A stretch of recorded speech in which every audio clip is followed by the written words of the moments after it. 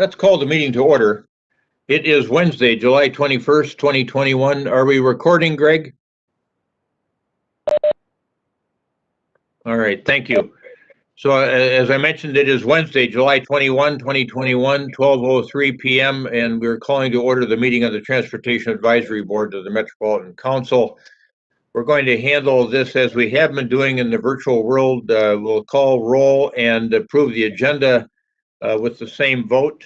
And Ms. Ernst, would you go ahead and do that for us, please? Anderson. Present and aye. Bailey. Present and aye. Barber. Present and aye. Barnes.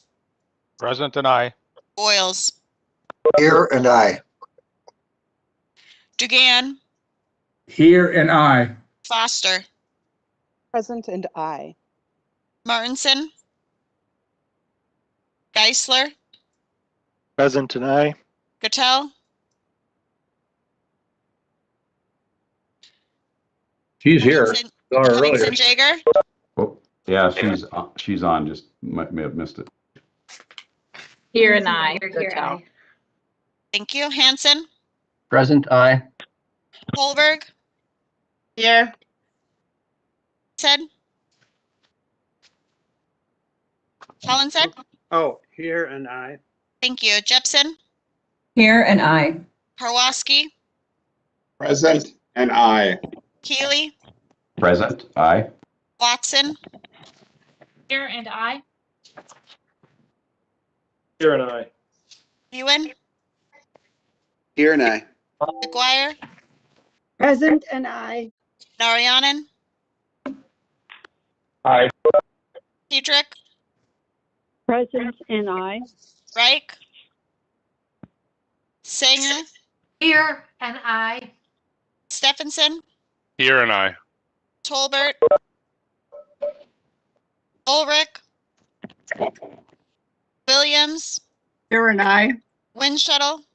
Aye, aye. And Workman.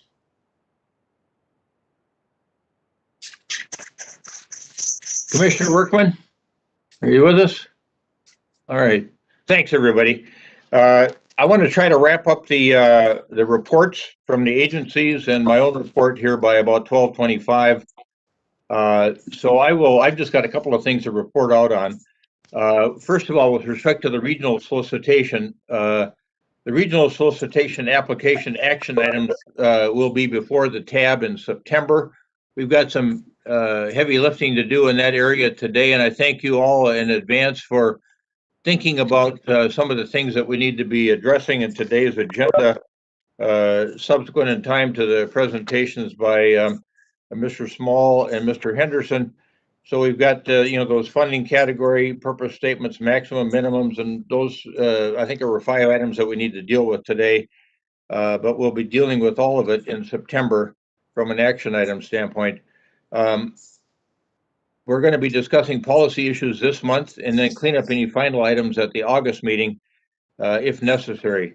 And then this will give the technical committees adequate time to discuss any potential changes that the tab's considering or its impact on other parts of the application process. As you all remember, the action items start at the TAC Funding and Programming Committee the day after the August tab meeting, so it's important that we stay on the schedule that we're on. And then with respect to unique projects, I just wanted to give a brief update there. Cole Henniker is going to give a more in-depth presentation later in the agenda. When we first started the unique projects work back in April, was April 23rd, I think we had our first meeting.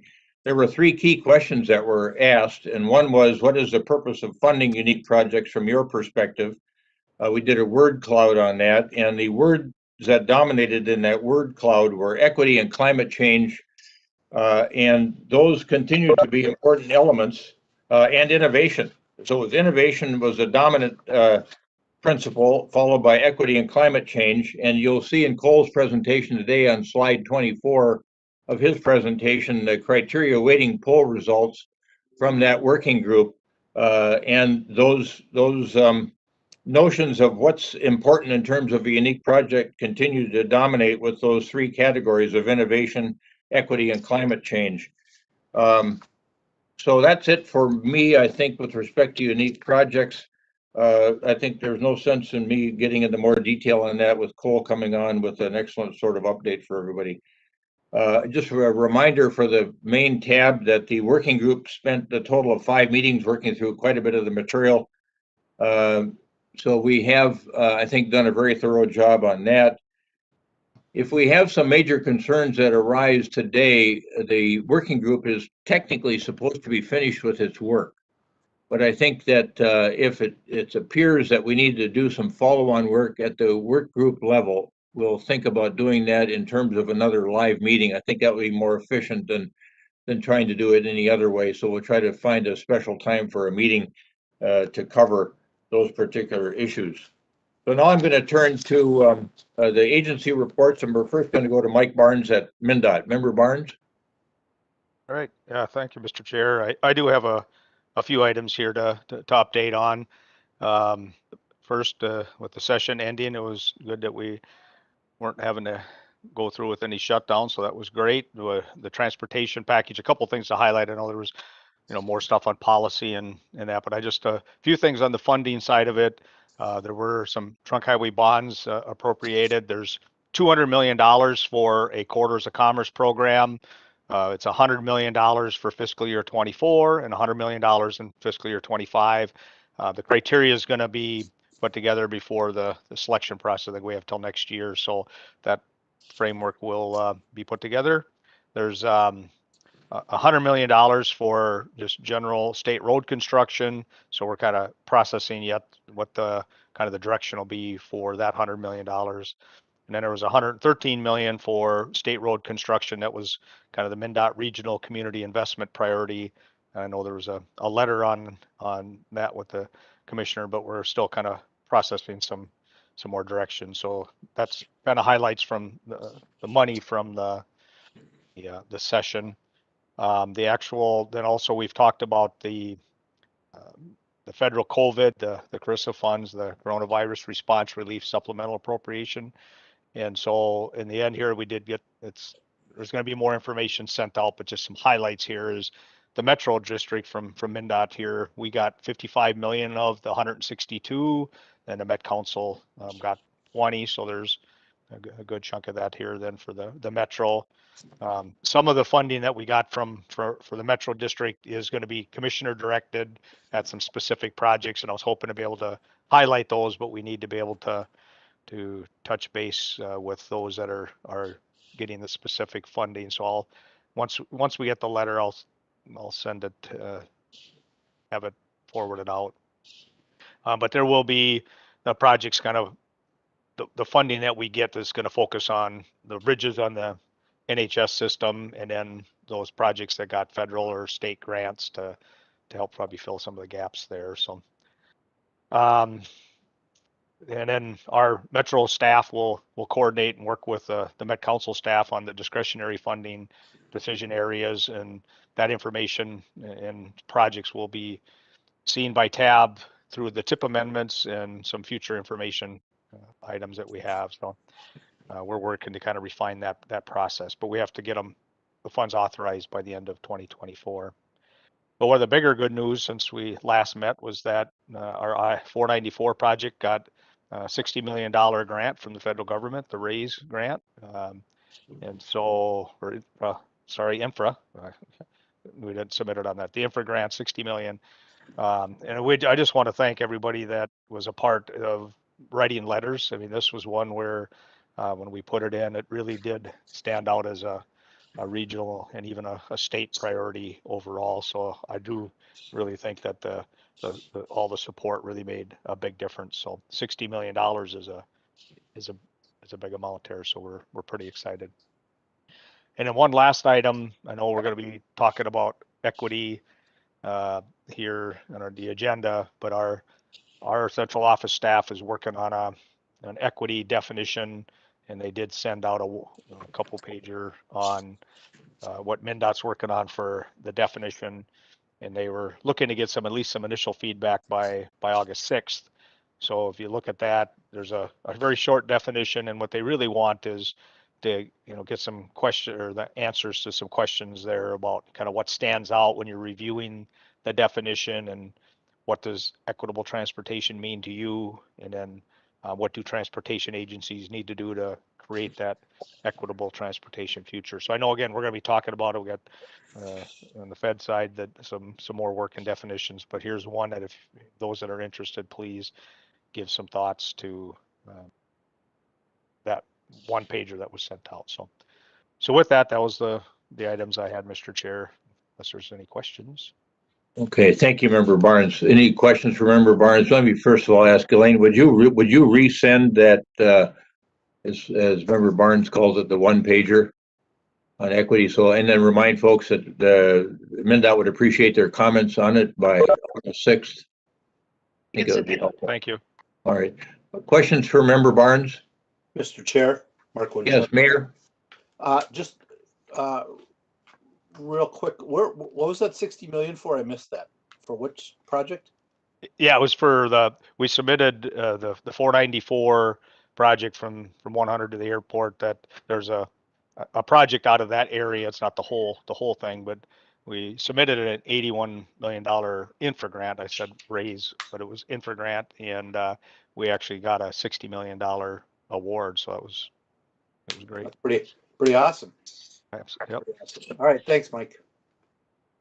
Thank you, Mayor. Other questions for Member Barnes? Mr. Chair, Yeah, Member Keeley?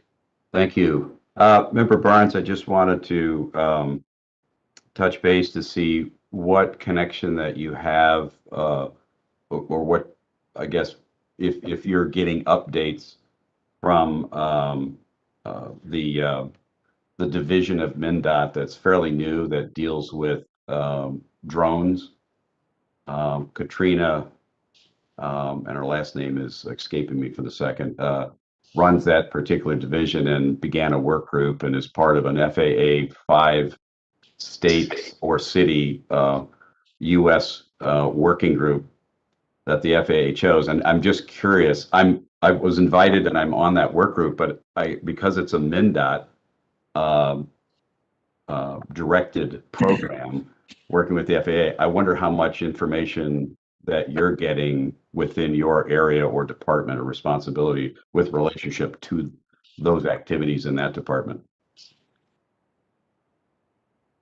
Yeah, we'll get updates as that moves along. I have folks that have get involved as needed from input, but I don't know if John, if you have anything specific that you know of from it. I haven't had any recent. We had a request for some participation, but other than that, I haven't heard anything of it yet, or any output from it. Mr. Chair and Mike and Dan, we aren't directly related to that. That's more on the specific to that functional area. As they put together more guidance, then that will come to districts. We don't have the operators or regulators. Gotcha. It's Katrina Gilmore, and thank you. I just because of my involvement in that, and obviously it's a different type of transport. It's not surface transportation. It's think of it more as highways through the air for drones to pass through that might actually be above highways. I'm just curious. It's at the very early stages, clearly, a lot of this, and so I was just curious how much our MnDOT representatives are just sort of plugged into that, and because I don't want to bring it up or talk about it if it's really not relevant to this group. All right. Any further comment from Member Barnes or Member Solberg? Mr. Chair, may I? Yes, Commissioner. Thank you very much. I just want, Mike Barnes sometimes is too modest. I want to thank him for all the help that he was on the underpass over in the city of Ridgefield. I was at the groundbreaking with him on Thursday, and MnDOT has really helped out a lot on this to help us make sure that this happens. So I just wanted to say thank you. Thank you, Commissioner. All right. Yep, thank you. All right. Well, Member Keeley, we'll wait for further reports from you as to that interesting working group that you'll be on involving drone technology. Thank you. Happy to share. It's a fire hose of new information coming from from now MnDOT, which is just getting off the ground with our first meeting coming up soon, and the involvement with the NLC and the World Economic Forum's advanced air mobility committees and working groups that I'm involved in. It's just an amazing amount of information. It's very technology driven, clearly, but I didn't want to, really introduce any of those types of discussions if it really wasn't relevant, or the folks from MnDOT, for example, weren't really working on that, as Mr. Solberg noted. So I'm happy to provide updates as the group wishes based on what's going on in that area. It is very futuristic, but in many ways, some of those things like drone commercial delivery of medicine and fast food are being tested around the country in various pilot programs. And I'm hoping that the city of Burnsville and my colleagues on the council will take up the invitation by the World Economic Forum's regional cities and regions coalition to actually put some governance in place, and then invite a pilot program from a private sector provider, which has gone on in several places around the country. I just think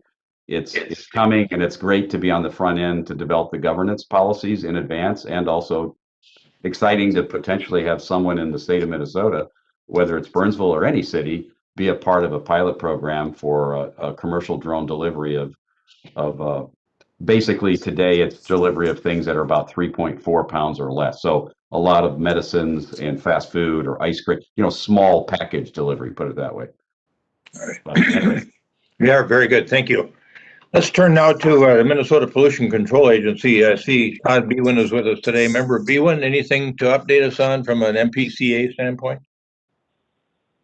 Good afternoon, Mr. Chair. Thank you. Yes, just something quick and kind of practical that I've been asked about over the last few meetings. So I wanted to try to provide an update for those of you that are EV owners and may run into charging challenges with your electric vehicles. As we continue to implement and administer the Volkswagen settlement program, we're providing grants that allow folks to upgrade, replace polluting vehicles with cleaner vehicles. That's one thing that these are targeted toward. Another one is installation of electric chargers in different places outstate and in the metro areas. And one of the questions I've been getting is about maintenance of them and why sometimes they are not operational. And so I checked in with that on our program, at least. And, all the chargers that are installed as part of the Volkswagen settlement through the MPCA must have a 5-year service agreement. They must commit to having a 95% uptime on the chargers. They must commit to repairing them within 24 hours and making them fully operational within 48 hours. And this just isn't the case for all chargers out there. There are many different chargers that are installed for different reasons, and there may be those who are providing free charging, so they may not have as much incentive to get on them and get them repaired as quickly.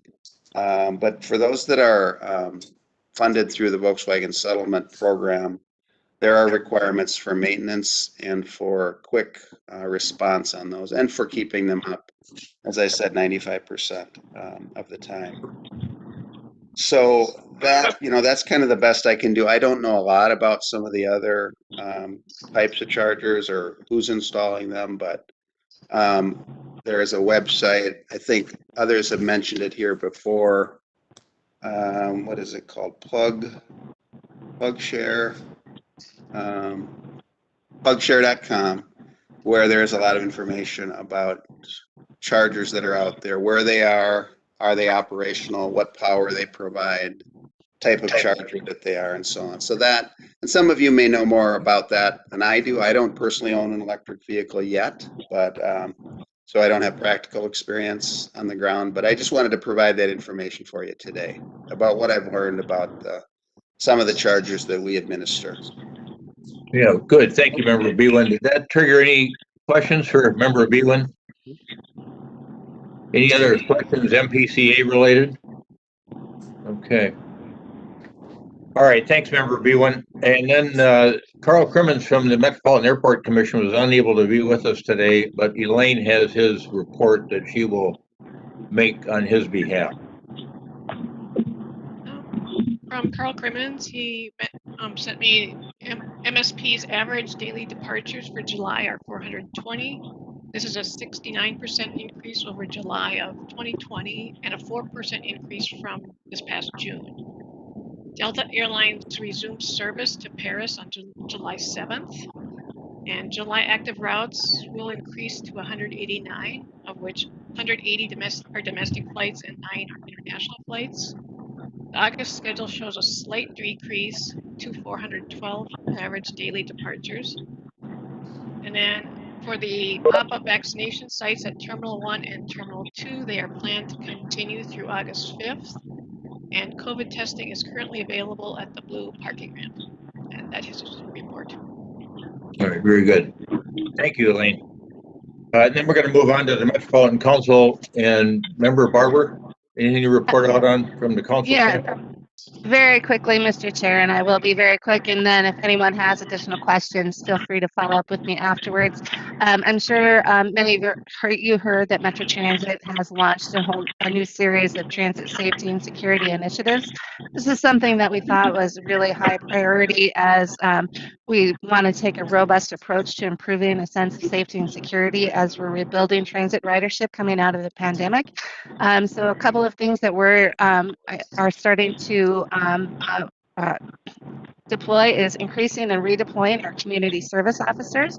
Their duties in this role will be creating a welcoming presence on the train, working with our full-time officers to help supplement their work, working with riders to help direct resources to help navigate the system, and to help monitor conduct on our vehicles and our facilities. We're also increasing the number of staff that we have for our monitoring of our real-time information center for our live cameras, which we think will be a great asset both for deploying both our officers and the CSOs as we need to, and then also making sure that we have our enough of our full-time officers hired and trained and ready so that we can have a full kind of comprehensive approach to as we look to the safety and security on our transit system.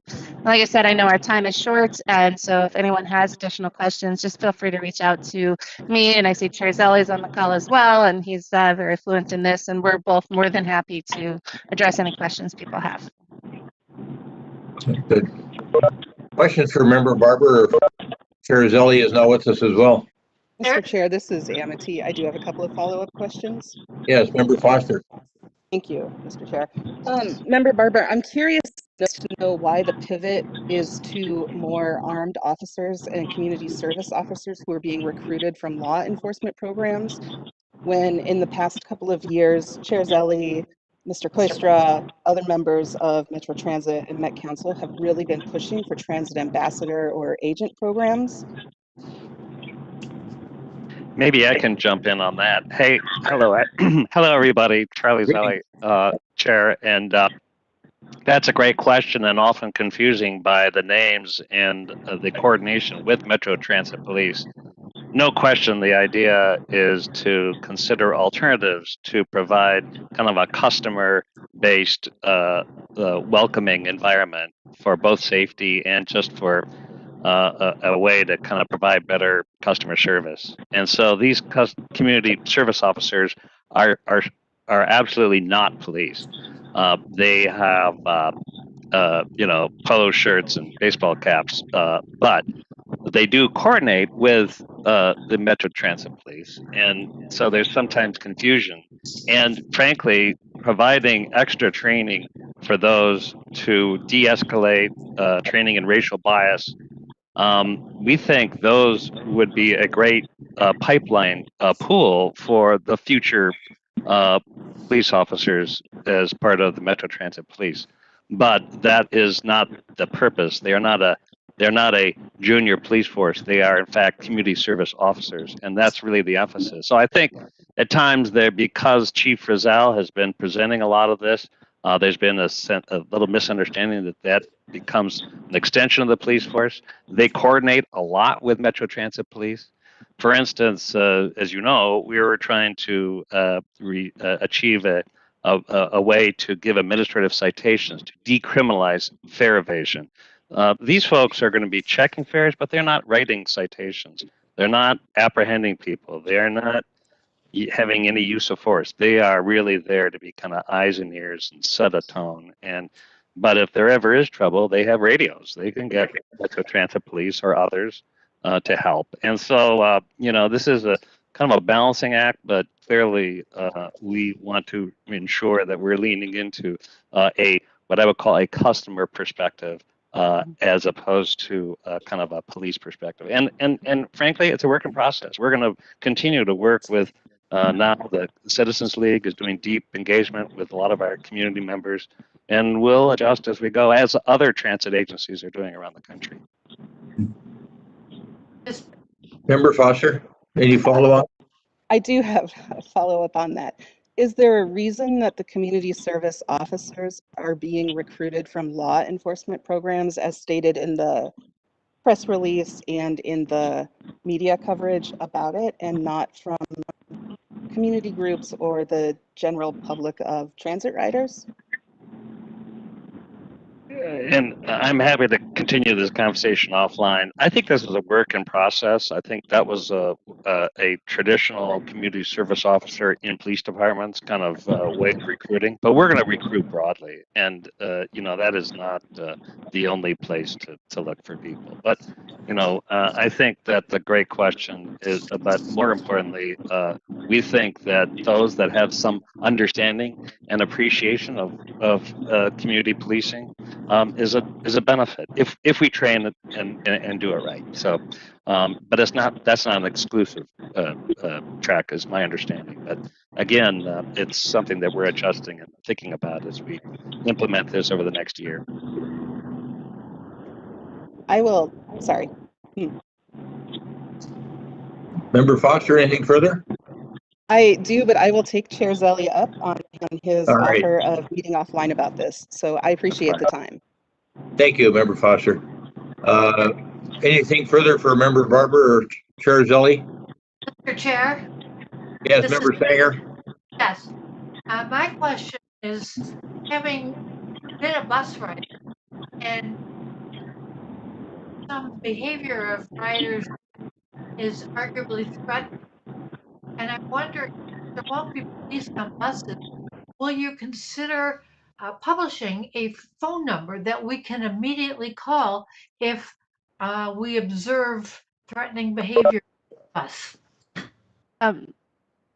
They're actually on our transit system. There are both phone numbers posted, and there's also a text for safety number that is posted, and that is monitored in real time as well. And so, for example, like I said, we're having additional people monitoring cameras, so someone could or send in a text for safety to our control center, and then someone could call up the real-time cameras immediately, and then we could figure out what response is required for that, whether it's a code of conduct kind of a situation, or if it's more of a safety concern. And so that is how those systems would actually work together. But we do have that information posted on our bus and trains so that our riders can easily access and have contact with our customer service and control center as needed. Okay, thank you. I did not realize that. Thank you, Member Sanger. The text for safety was installed a couple of years ago, and that has been a huge asset and huge improvement, because then people can contact somebody without calling attention to themselves. So that's been, we've seen a lot of use of that, and it's been, I think, a really big help for our riders.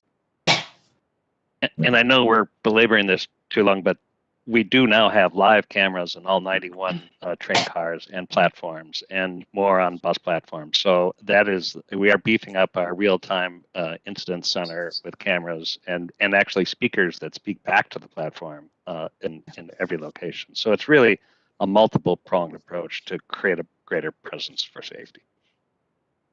Good. Anything else from the membership or either Chair Zelli or Member Barber? All right, good. We've got one other business item to take care of before we move into the information portion of the agenda and have our presenters today. And of course, we're so pleased to have Chair Zelli with us. And he's going to talk a little bit about equity and transportation planning from a council standpoint. But first, let's go to those consent agenda items that are shown in Roman 4 section of the agenda. There are 2 items on the consent agenda. Is there any member of the tab that wishes to remove an item from the consent agenda? And if not, is there a motion to adopt the consent agenda as shown? Anderson. Second, McGuire, second. Okay, all right. A motion Anderson, second McGuire on the adoption of the consent agenda items as shown. Any further discussion? Roll call, please. Jana? Anderson, Aye. Bailey, Aye. Barber, Aye. Barnes, Aye. Boyles, Aye. Dugan, Aye. Foster, Aye. Martinson, Aye. Geisler, Aye.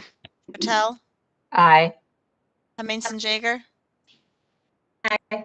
Hanson, Aye. Holberg, Yes. Hollinshead, Aye. Jepson, Aye. Karwoski, Aye. Keeley, Aye. Watson, Aye. Look, Aye. Ewan, Aye. McGuire, Aye. Naryanan,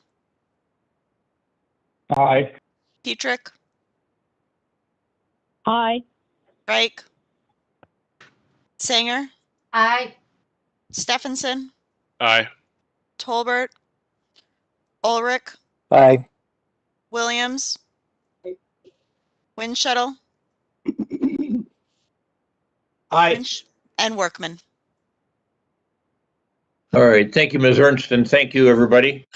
Now we're going to move on to the information. The consent agenda items are approved. Let's move on to the information portion of the agenda, and so pleased today to have Chair Charles Zelli with us, appointed by the governor. I don't know if Charles Small is still on. I saw him earlier on the screen, or Maurice Henderson, but I think they both know that the Metropolitan Council is our regional policymaking body and planning agency that provides essential services in certain areas in the 7-county metropolitan area of the Twin Cities. And Chair Zelli was appointed by the governor, as are the other members of the Metropolitan Council, through I would say a rigorous screening process led in part by Mayor Janet Williams and some others that help screen candidates for the governor. So Chair Zelli wanted to come and join our group today to, I think, interact with Charles Small and Maurice Henderson and the rest of the tab. He expressed to me that he hadn't had a chance to come and see us and visit with us yet, and this is a great opportunity, and the timing is excellent. And Chair Zelli wants to give us a few comments with regard to the work that the council is doing in the area of transportation equity, from both a planning and investment standpoint. So Chair Zelli, welcome. Thank you. And thank you, Chair Hovland. And believe me, I'll be short and sweet. I just really appreciate being with everybody here in this room. We're all doing important work together in this region. And I'm especially thrilled on behalf of Met Council really to welcome Charles Small. And I know you're really important voices in the U.S. Department of Transportation, as well as I see Maurice Henderson, also a senior advisor in the Office of the Secretary. So it's really great. I really appreciate this subject about equity in transportation. You know, this is something we really appreciate hearing your views, your insights. This is a work in process for across the country, and it's gratifying to know that a priority of the Biden administration is a very strong priority for the Waltz administration here in Minnesota. And we've actually taken a number of initiatives in this region, including special projects to find ways that we can involve and benefit people who identify as Black, Indigenous, people of color, both in transportation projects, but how we prioritize and our investments and just know what that effect will be. And I see many of my former comrades at MnDOT, and knowing that we always said, you know, we can build bridges or we can build barriers, and we've done them both, and we know what we need to do it right. And you know, at Met Council, we're doing a lot with transportation planning department. We're leading a regional transportation investment equity evaluation study. This is to be more than a white paper, to really help guide us in ways that we can look at our funding, look at our investment decision making through an equity lens. And of course, I would be remiss if I didn't mention that Metro Transit has a number of transitway projects across the metro. Too many to name, but all are in various stages of either construction or planning. Great to see so many partners here in the room. On that, I have to say, being deeply immersed in many, such as the Blue Line extension, each of them have major equity components. And we hope to be both learning and developing really some best practices. So I'm really been looking forward to the discussion, both what you've already had earlier this year, but also kind of just today. And just know that we, as this region of Minnesota, we are very committed to social justice and equity in this region. And I think we have, you've come to the land of the willing and the aligned to get it right. So we really look forward to hearing from both of you. And I really appreciate and thanks for joining us today. Thanks. Thank you, Mr. Chair. We're so pleased you could join us as well. So thanks. Oops, sorry. For Maurice Henderson and Charles Smalley, you may be wondering, what the heck is this TAB organization? I mean, I thought they had a Metropolitan Council out there. The chair just got done telling you fellows that we had a 15-member council, and here is this 34-member group in front of you that's called a TAB, a Transportation Advisory Board to the Met Council.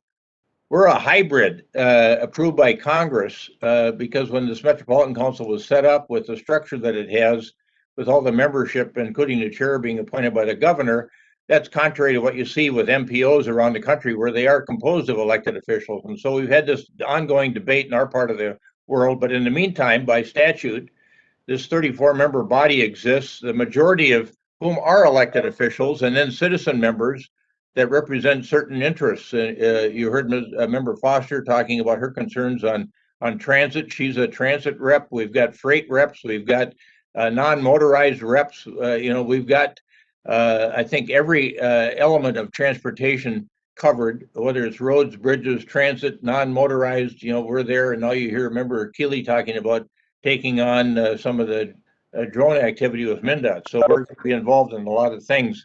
For the members of the TAB, I have been talking for some months about, I thought that wonderful meeting that I had on the 1st of April, where both Maurice Henderson and Charles Small were present. It was a United States Conference of Mayors Transportation Infrastructure Standing Committee meeting, and we talked about what we might see in a future transportation bill.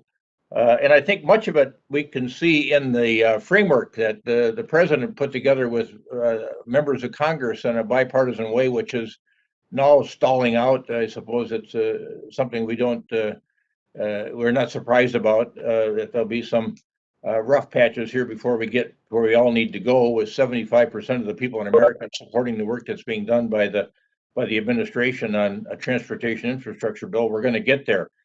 But both Charles Small and Maurice Henderson did a wonderful job of talking about not only the elements of a transportation bill, but restorative projects. And we've talked about that in our part of the world with respect to Rondo. And both of these gentlemen are well familiar with the Rondo neighborhood and how it was bisected by the determination of folks in charge at the time to run the Interstate Highway 94 right through the middle of a prosperous African-American neighborhood. And we're trying to trying now to come back to restore that neighborhood. I don't know if we can get it back to what it used to be, but there's an earnest effort underway at MnDOT and in the city of St. Paul and elsewhere to do some of this work.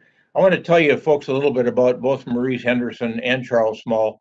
As the chair mentioned, Maurice Henderson was appointed by the Biden administration as a senior advisor to the 19th U.S. Secretary of Transportation, Pete Buttigieg, the former mayor of South Bend, Indiana. And Maurice Henderson has worked both domestically and internationally in the public and private sectors, as well as on a number of political and advocacy campaigns. Prior to his appointment, he worked as Senior Director of U.S. Government Partnerships at the transportation technology startup Bird Rides, Inc. In October of 2020, he was appointed by Governor Kate Brown to serve as a member of the Oregon Transportation Commission. In his prior public service, he worked in a diverse variety of high-level roles in both state and local government, ranging from Portland Mayor Ted Wheeler's Chief of Staff, Chief Administrative Officer for the District Government's Technology Office in Washington, D.C., and then and now U.S. Senator Virginia Governor Tim Kaine's traveling press secretary. He's volunteered his time on several boards that are dedicated to social equity, sustainability, and environmental justice through the expansion of electric and human-powered mobility options in land use planning. Most recently, that included board positions with the North American Bike Share Association, Green Roads Foundation, and Fourth Mobility. He's a member of the inaugural class of the Bloomberg Harvard City Leadership Initiative.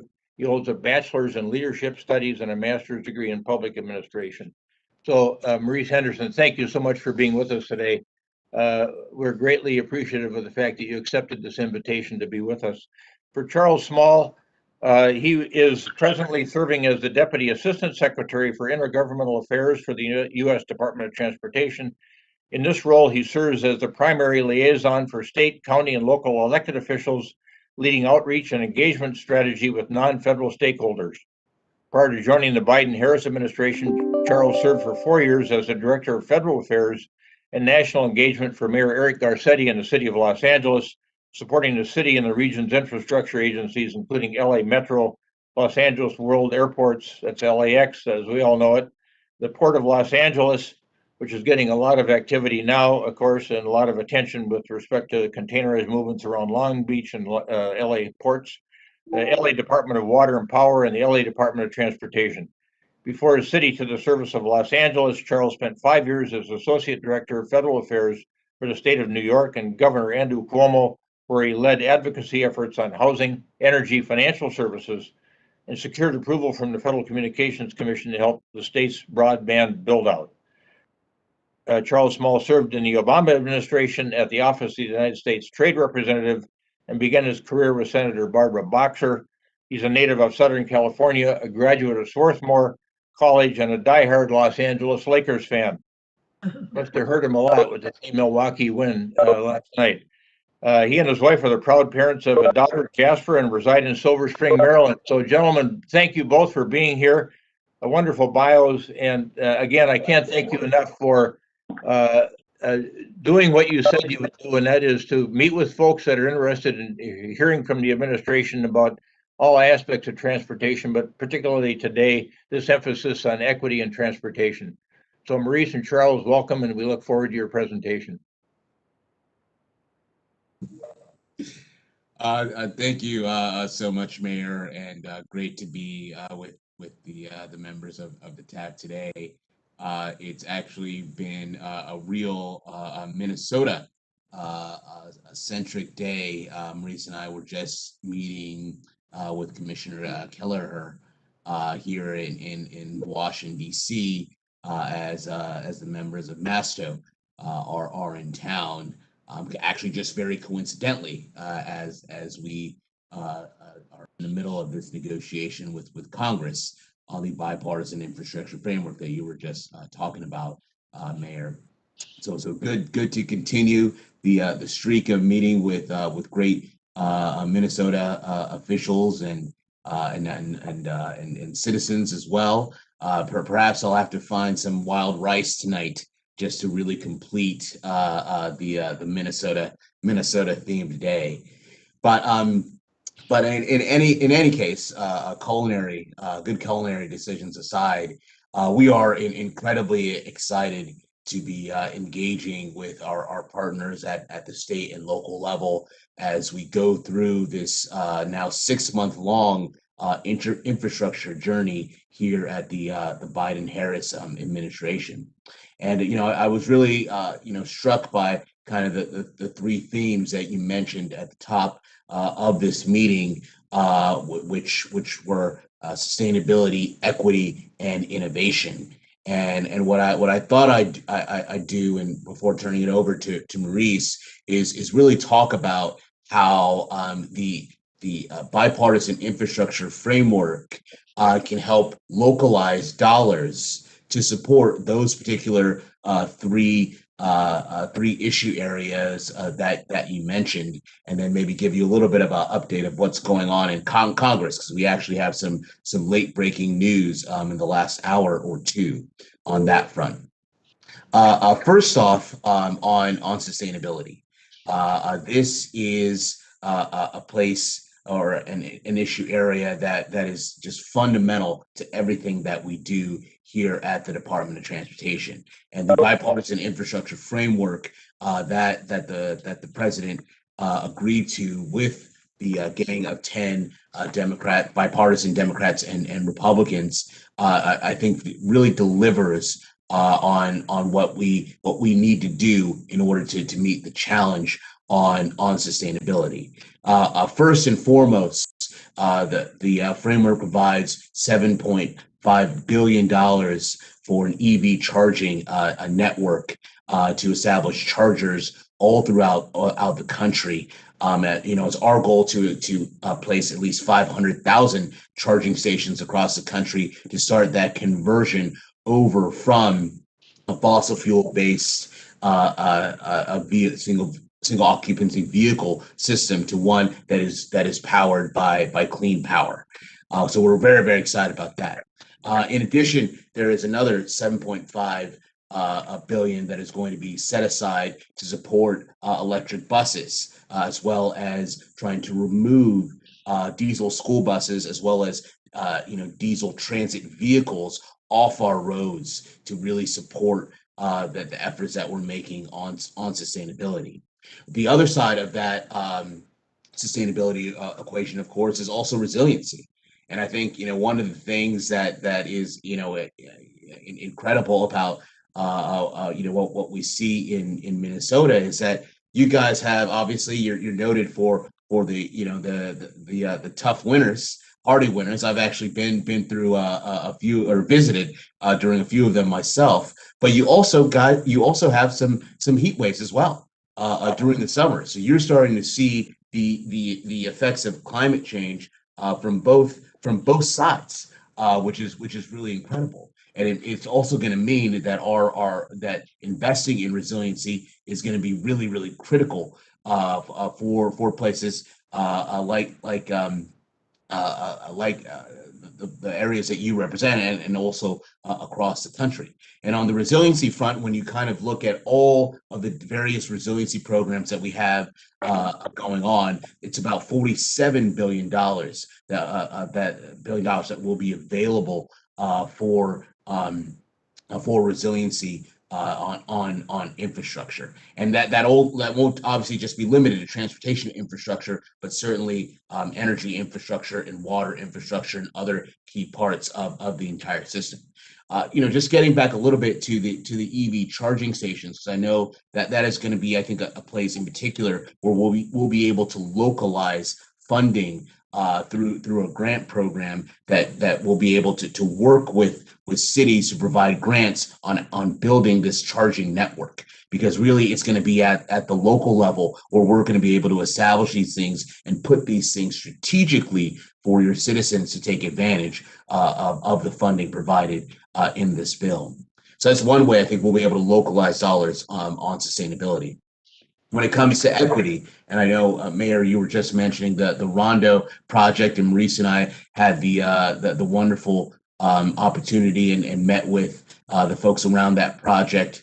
I think back in March, so we're probably overdue for a bit of an update. But on equity, this is another place where localizing dollars is going to be really great, I think, for communities such as yourselves. We have $1 billion set aside for equity projects to do that restorative infrastructure, that restorative transportation infrastructure that is going to be so critical as an economic development tool, in particular for a lot of our communities. And that won't just be limited to folks who are in our urban core. We also recognize that there is an economic equity component that's also very important, and a geographic equity component that's also very important. And we'll be also looking to leverage and localize those dollars there as well.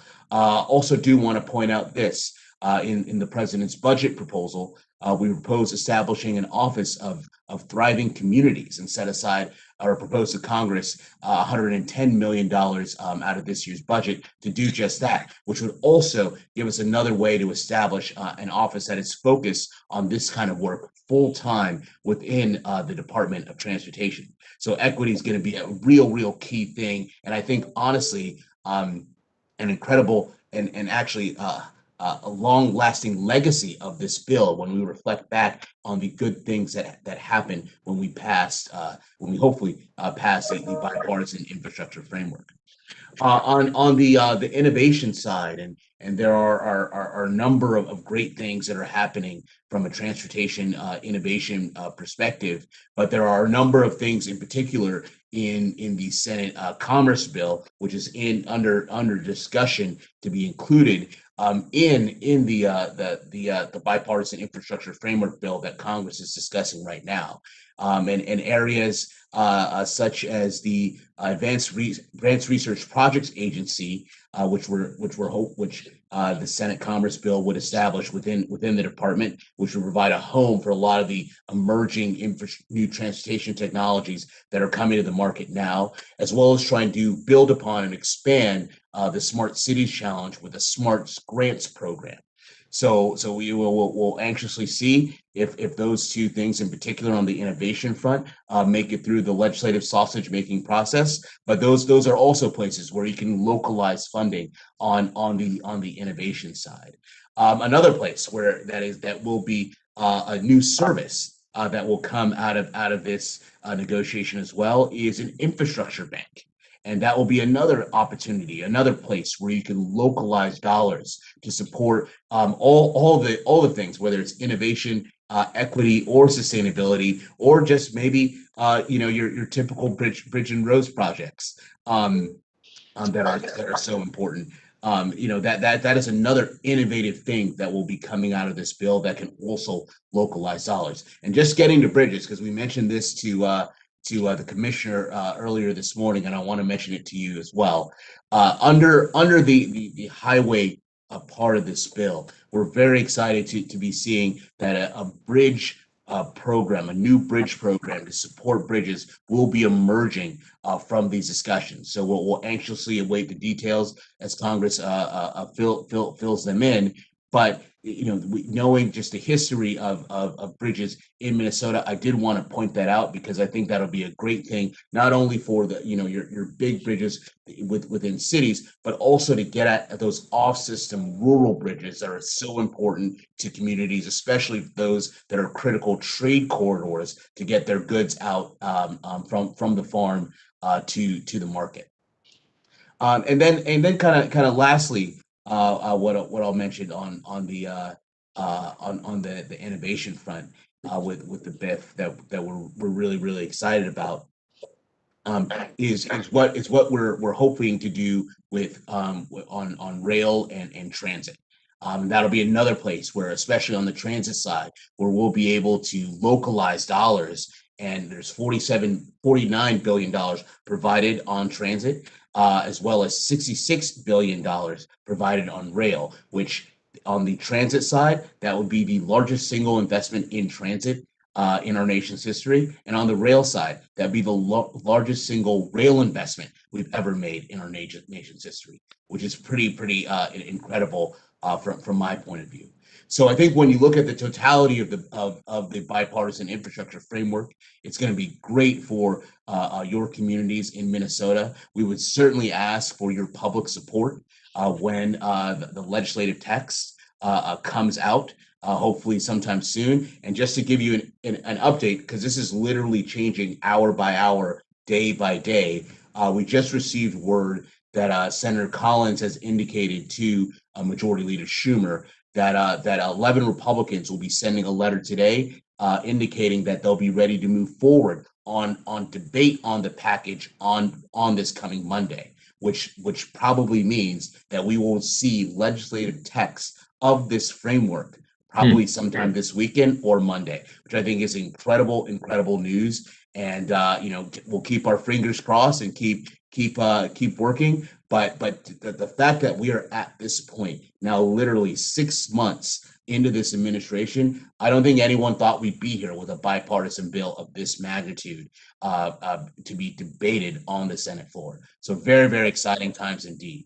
So we can't do it without your help. We can't do it without your partnership, and we'd be glad to continue this conversation here today and obviously offline to try to see how we can advocate together to ensure that good things happen in your local communities. And so with that, I'll turn it over to Maurice to fill in any gaps and talk maybe a little bit more about what we've been doing here at DOT over the last 6 months.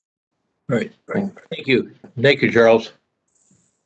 Thanks, Charles, and thank you, Mayor Helpland, for the gracious invitation to join. Hopefully, everybody can hear me okay. As Charles mentioned, the president and vice president and the administration have been busy, to say the least, in this first 6 months in office. And Mayor, I don't know if you had looked at the calendar and set this date on purpose, but yesterday marked the 6-month point for the administration. And I just wanted to take a couple of steps back from the discussion of the day to sort of frame up where the president has prioritized the time and focus of the administration. So as everyone knows, we walked in these doors in January with COVID pandemic cases continuing on the rise. Over 6,000 Americans a day losing their life, and hundreds of thousands of cases to deal with. And the president made clear that the public health emergency and the related economic crisis that was part of that was first priority in terms of building back better for the country. And so getting over 160 million Americans now fully vaccinated, with over 300 million doses delivered, it's just an extraordinary logistical challenge that the president led on. Additionally, the passage of the American Rescue Plan, which many of your communities have been able to take advantage of, the $1.9 trillion that the president and Senate and House leadership were able to get through in order to get those shots in arms and checks in pockets to establish basically that level of grounding that was necessary for folks to get back on their feet, to start moving forward with the economic recovery, obviously the public health recovery, and we're still seeing the spending. And I know Charles has been in touch with the National League of Cities and the U.S. Conference of Mayors, NGA, and others about ensuring that your voices are heard, because there has been some conversation, as you know, about where to use those quote unexpended dollars in terms of the bipartisan infrastructure agenda. And we've heard from mayors and local leaders such as yourselves who've made it clear to members of Congress that money is accounted for, that it's very much appreciated, that it's going to be used in service to communities throughout the country. The other things that I would point to is from the rescue plan, the president wanted to make sure that transit was a priority, that the workforce was protected, that transportation option and choices were there, that small businesses throughout the country were supported, so that those doors, unfortunately, we know that some have closed, but many were able to stay open, and many have been able to make the turn because of that initial investment that's happened. And so this first 6 months, we've been, extraordinarily focused, as Charles mentioned, on both that recovery piece. But as we look at the better part of the Build Back Better agenda, the president in March announced the American Jobs Plan, which was, by far one of the most ambitious progressive plans out there in terms of the infrastructure investment that we're now discussing in real time, as Charles just mentioned, as well as the American Family Plan.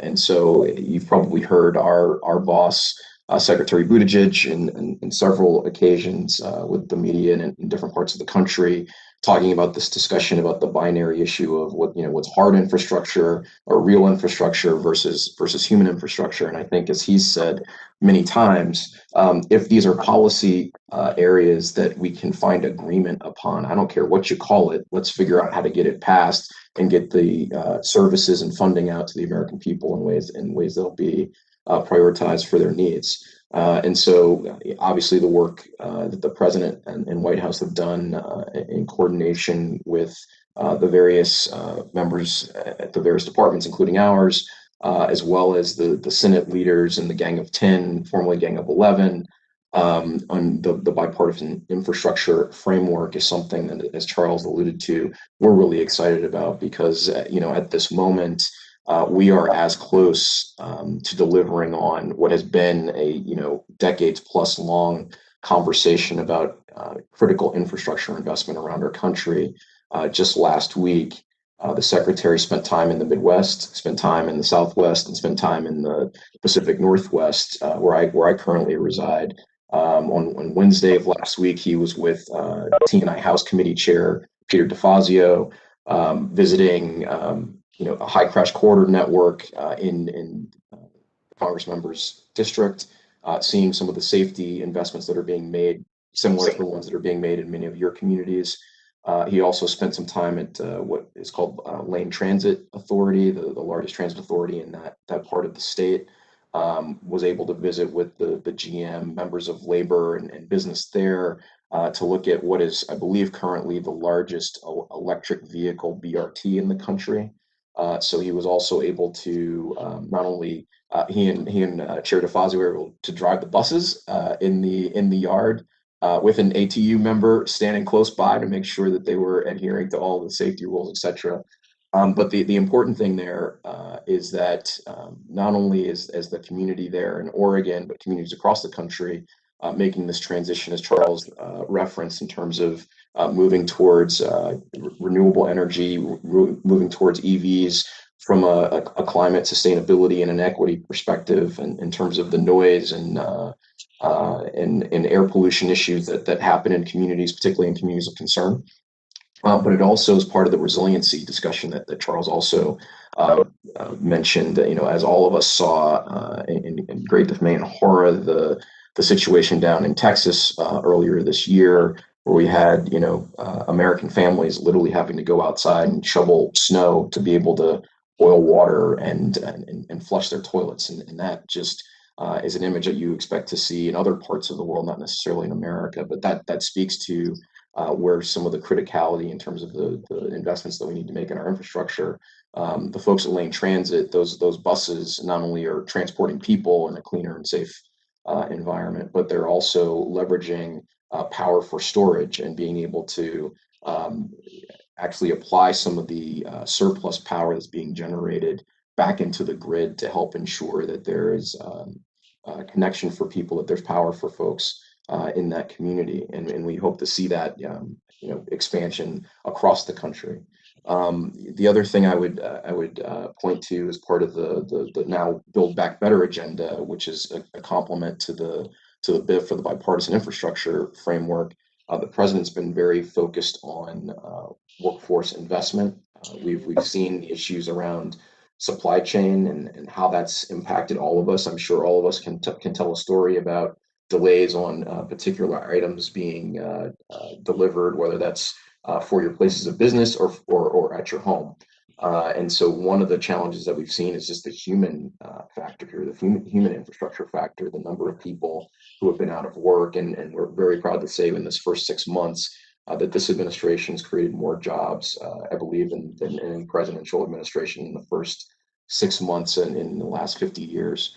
So, we are recognizing the importance of helping to spur the economy along, of creating those jobs. We also recognize that the workforce is aging, that opportunities abound, and that the skills gap is there. And so that's something that the president and vice president are very, very focused on in terms of making sure that R&D dollars are also available, as Charles was referencing, making sure that skills training is part of it. The proposal around community college tuition reimbursement, or a complete amnesty, I'll use that word, for community college tuition.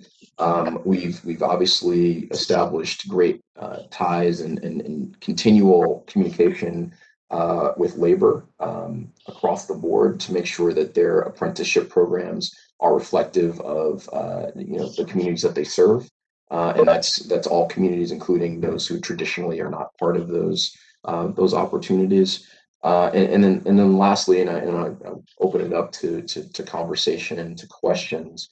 The president and vice president, and certainly the secretary, are committed to this bipartisan approach to the conversation.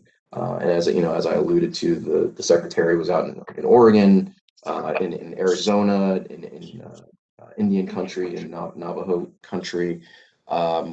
Also in Chicagoland, looking at some of the projects they're doing there, both in the inner city and in the outer suburbs. And so this conversation that's happening real time, that we're excited to be part of, excited to be at the center of, is something that we really believe will deliver for the American people at the local, regional, state, and national level, and really appreciate your support and this opportunity to engage with you as leaders on the ground there, both elected and in your communities, to figure out what ways we can best partner and best amplify the work that you're doing, and also make sure that it's clear to your representatives here in Washington, D.C., that this is a priority for all of you. So with that, I'll stop, and thank you again, and look forward to the conversation. Thank you, Maurice. That was terrific news from both of you with respect to Republicans coming on board here, at least 10 of them, to support the framework, and we'll see a bill coming from that. It must be that Minnesota good luck charm, because there were 5 of us mayors and some business people on Monday that did a press conference at the request of the administration. They called about a week and a half ago and to say that we've done it in Georgia, we've done it in Ohio. Can you get those Minnesota mayors together to do a press conference, which we did on Monday? And so maybe we helped, and that's good if we did, but we were pleased that we did it. So absolutely. So one of the questions I had, I'm going to ask my colleagues too. What do you see, when you talk about something like restorative infrastructure, where you're talking about $1 billion commitment? It's a new area really for transportation funding. How do you see that role working between the federal government and locals? And let's just use the Rondo project that Chair Zelli worked on when he was chair of or the head of MnDOT for the governor, former governor. You explain how that might work? Either Maurice or Charles. Maurice, you're on mute. Yes. I was going to say, go ahead, Charles. No, sorry, Mayor. I think my I don't know if you asked a question. I think my internet might have cut out. I'll jump in. So Charles, he asked the question about the restorative work that the president has championed and the secretary has championed, and how the federal, state, local impacts, how those intersectionalities will work. So I'd say a couple of things there, Mayor. I think one of the, as you mentioned, and as the secretary has talked about pretty frequently, the challenges around the history of our infrastructure. While there have been great gains for some communities, others had to lose, unfortunately. And the recognition of that, I think, is a really critical piece of the Biden-Harris framework around racial justice, economic opportunity, for those who have been left behind traditionally. And so one of the things that we've been working on, one is ways that we can get small businesses particularly MBEs and WBEs, minority business enterprises, women-owned business enterprises, veteran-owned business enterprises, more involved in opportunities through federal contracting.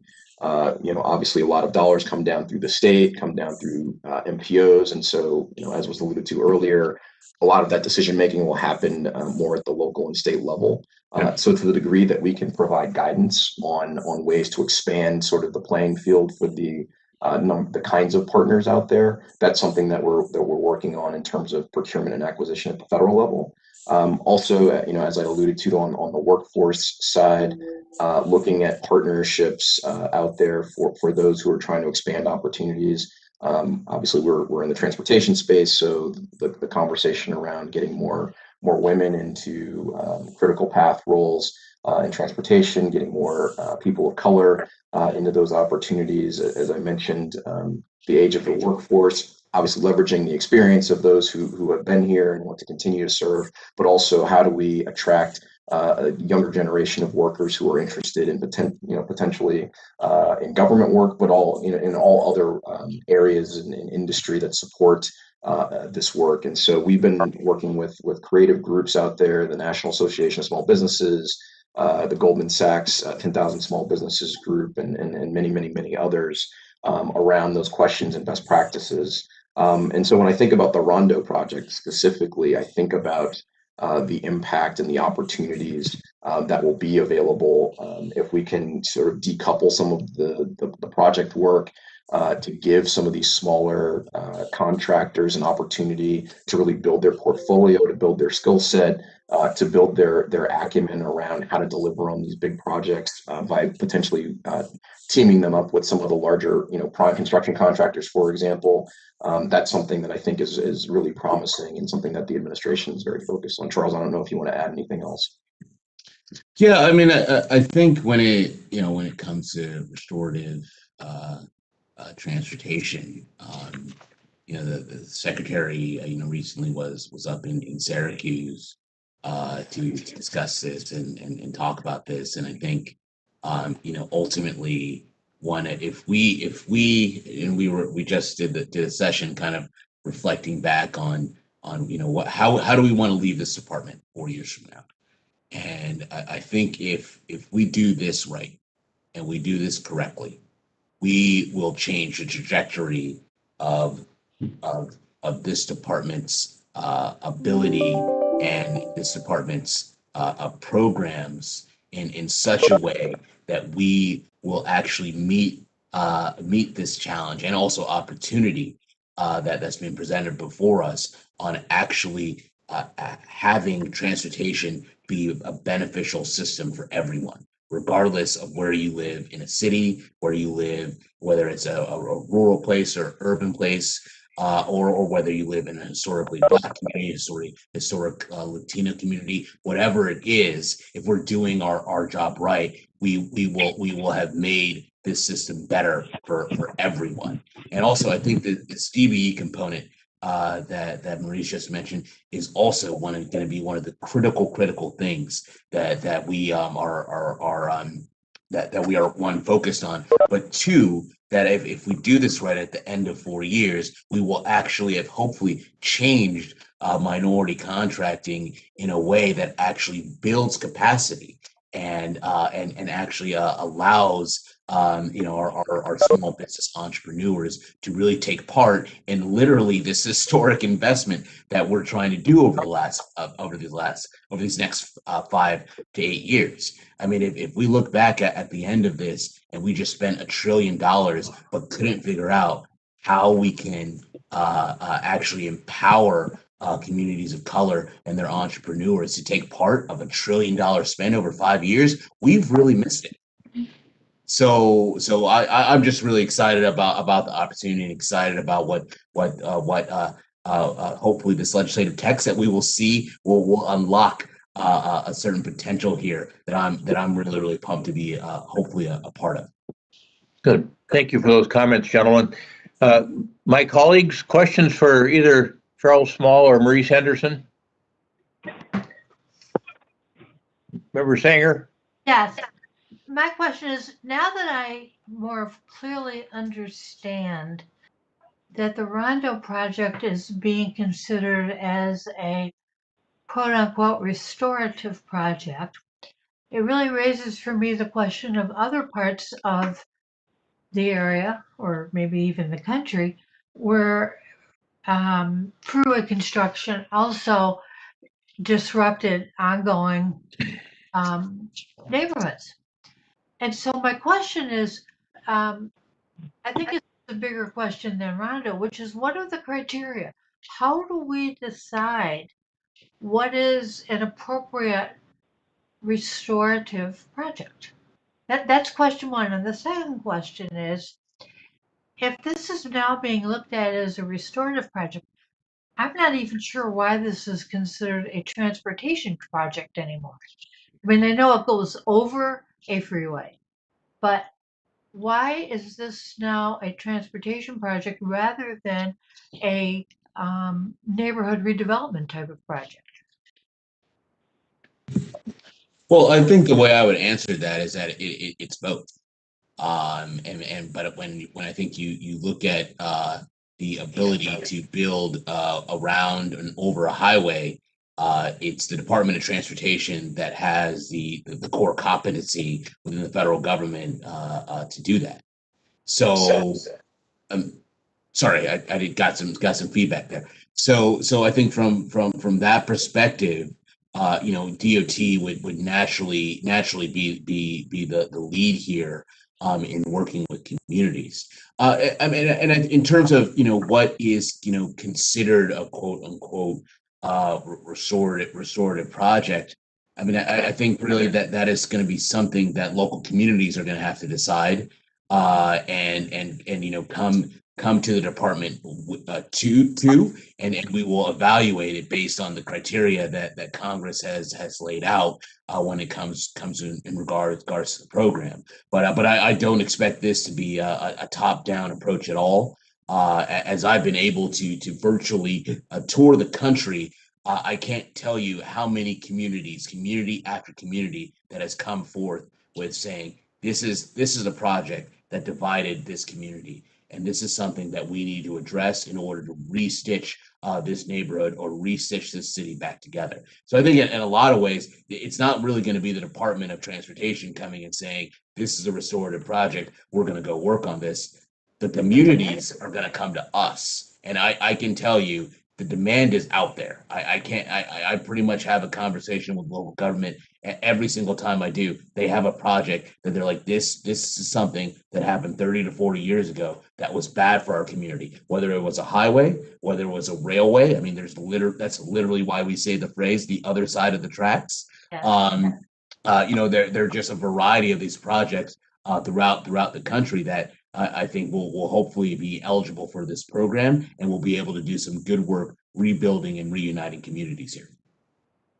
Yeah, and I would just add that all of these stories are meritorious of consideration.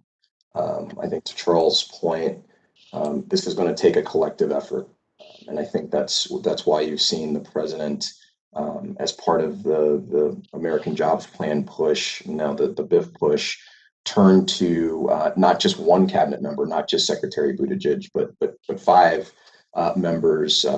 Secretary Walsh at Labor, Secretary Fudge at Housing and Urban Development, Secretary Granholm at Energy, and Secretary Raimondo to really lead this conversation in a collaborative and cross-functional way.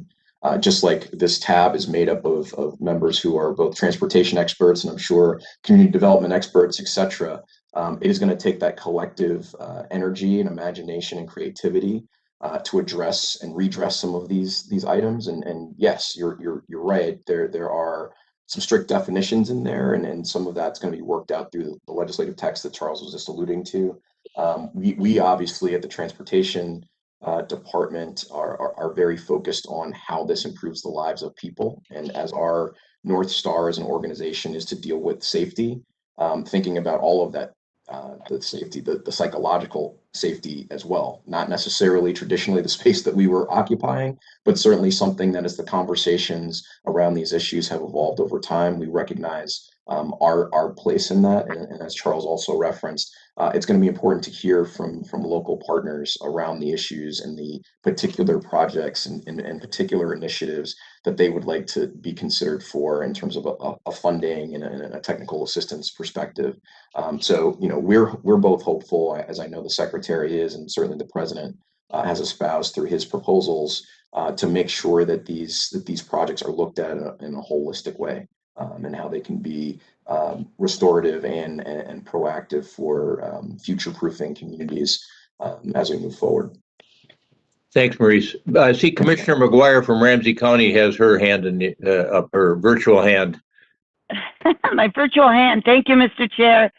I really appreciate it, and thank you, Charles and Maurice, for coming to our meeting today. As our chair said, I'm from Ramsey County, and a number of us on this call just got back from our National Association of Counties meeting, where Secretary Buttigieg spoke, Vice President Harris. We had a number of secretaries speaking to our group, and we really appreciate your involvement with counties. I know you're doing the same with cities and with communities, and just can't thank you enough for your involvement from the start to work with all of us, because we know that that's really important.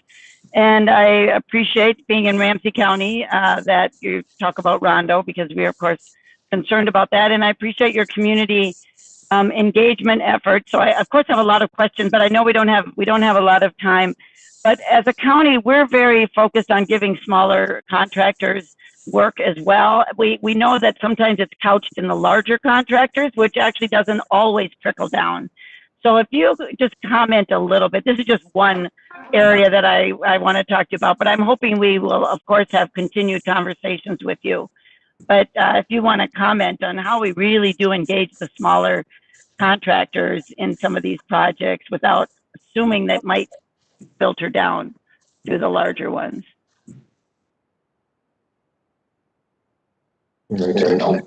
Hey, Maurice, you want to take a swing at that one first? Yeah, be happy to. Yeah, thank you so much for the question. And I know Charles was at that NACO event with the secretary, so I know he enjoyed the engagement with a number of the members there. In terms of that question, as I was alluding to before, at the department, we're working with our career senior executives of acquisition. I happen to now sit on one of the White House task forces around procurement and acquisition in terms of bringing an equitable lens to that space. And this issue of DBE involvement is something that is front and center in the conversation. And so, we are looking at ways that our supplier networks are organized. We're looking at ways to more effectively communicate with smaller organizations or smaller, small businesses, because some of them are not, certified yet. So helping them, get through that process and understanding what's required of them in those spaces. And we at the federal government, as you know, we love to borrow great ideas from localities and municipalities and whatnot. And so to the degree that we're seeing really good work or best practices developed or community practice developed in certain parts of the country, we have absolutely no problem in going and learning and potentially replicating and hopefully expanding upon those opportunities. And so, one of the ways, as I alluded to, that we hope to do that is as some of these larger scale opportunities come out that smaller firms may not be have the ability or capacity to deliver on their own, that state DOTs, MPOs, et cetera, would encourage joint ventures and partnerships, so that the learning for those smaller entities, those 1 and 2 person shops, for example, so that those pieces of the contract that they can potentially do are broken off in ways that they can be competitive in those spaces. And we, and from the federal side, we have to do some additional learning and tweaking in terms of the sort of metrics that we are expecting from larger contractors when it comes to their subcontracting roles and the who gets those opportunities to do the work. And again, on the workforce side, expanding the playing field for the folks who are involved in workforce opportunities, apprenticeships, and the like. So I think there's a number of different ways that we can approach this. But again, if there are ideas or things that you've seen, we are more than willing to investigate and have further conversation on that as well. Thank you. Definitely, we'll want to work together on that. I appreciate that. Thank you so much. Yeah, and just on the NACO front, I was there with the secretary, and glad you were in the audience, and his comments were well received.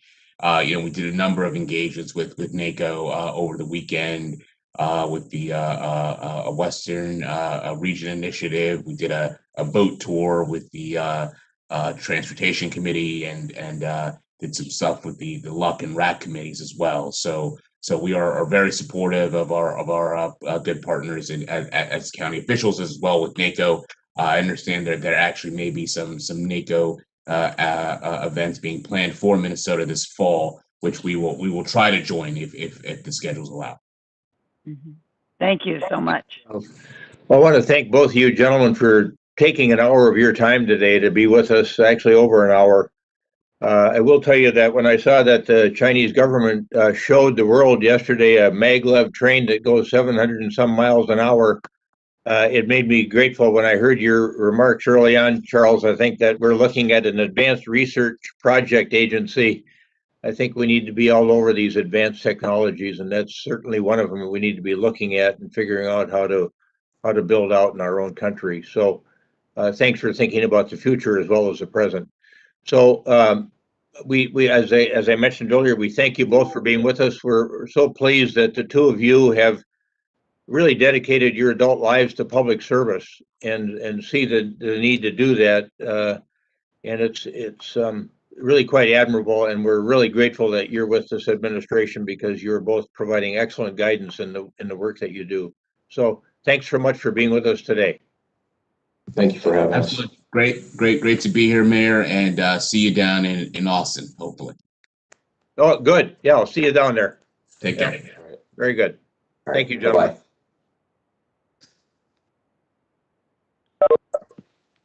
All right. And thank you, Chair Zelli, for being with us as well. I think he probably had to drop off. So we've got some work to do now. We've got, the first thing we're going to get information on and have a little discussion on regional solicitation background information and decisions for 2022. And we've got 5 different areas that we need to be making decisions on in December. And that's in that first presentation. I'm going to turn now to Cole Hineker. I think we'll be taking the first part of this presentation.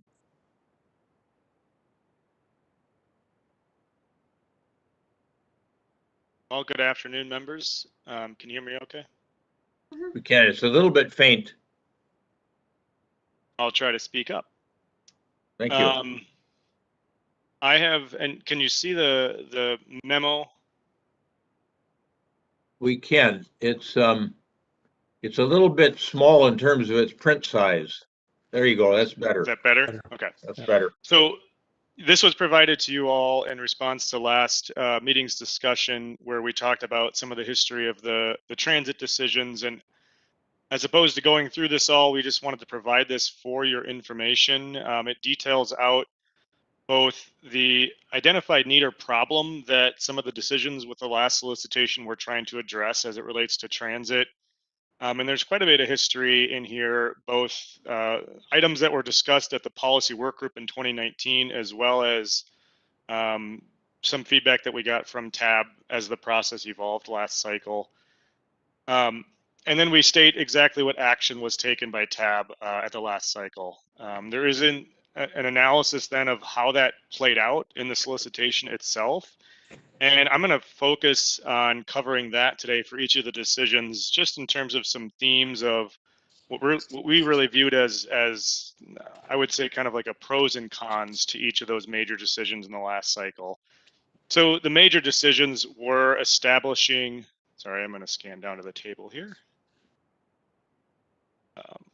establishing a $25 million arterial BRT set aside or category in the funding program, establishing a $32 million maximum funding amount for BRT projects overall, increasing the modal midpoint and the modal range for transit by 5 million, and then setting up a new market guarantee for transit projects. So these were the the four primary decisions related to transit in the last cycle of the regional solicitation.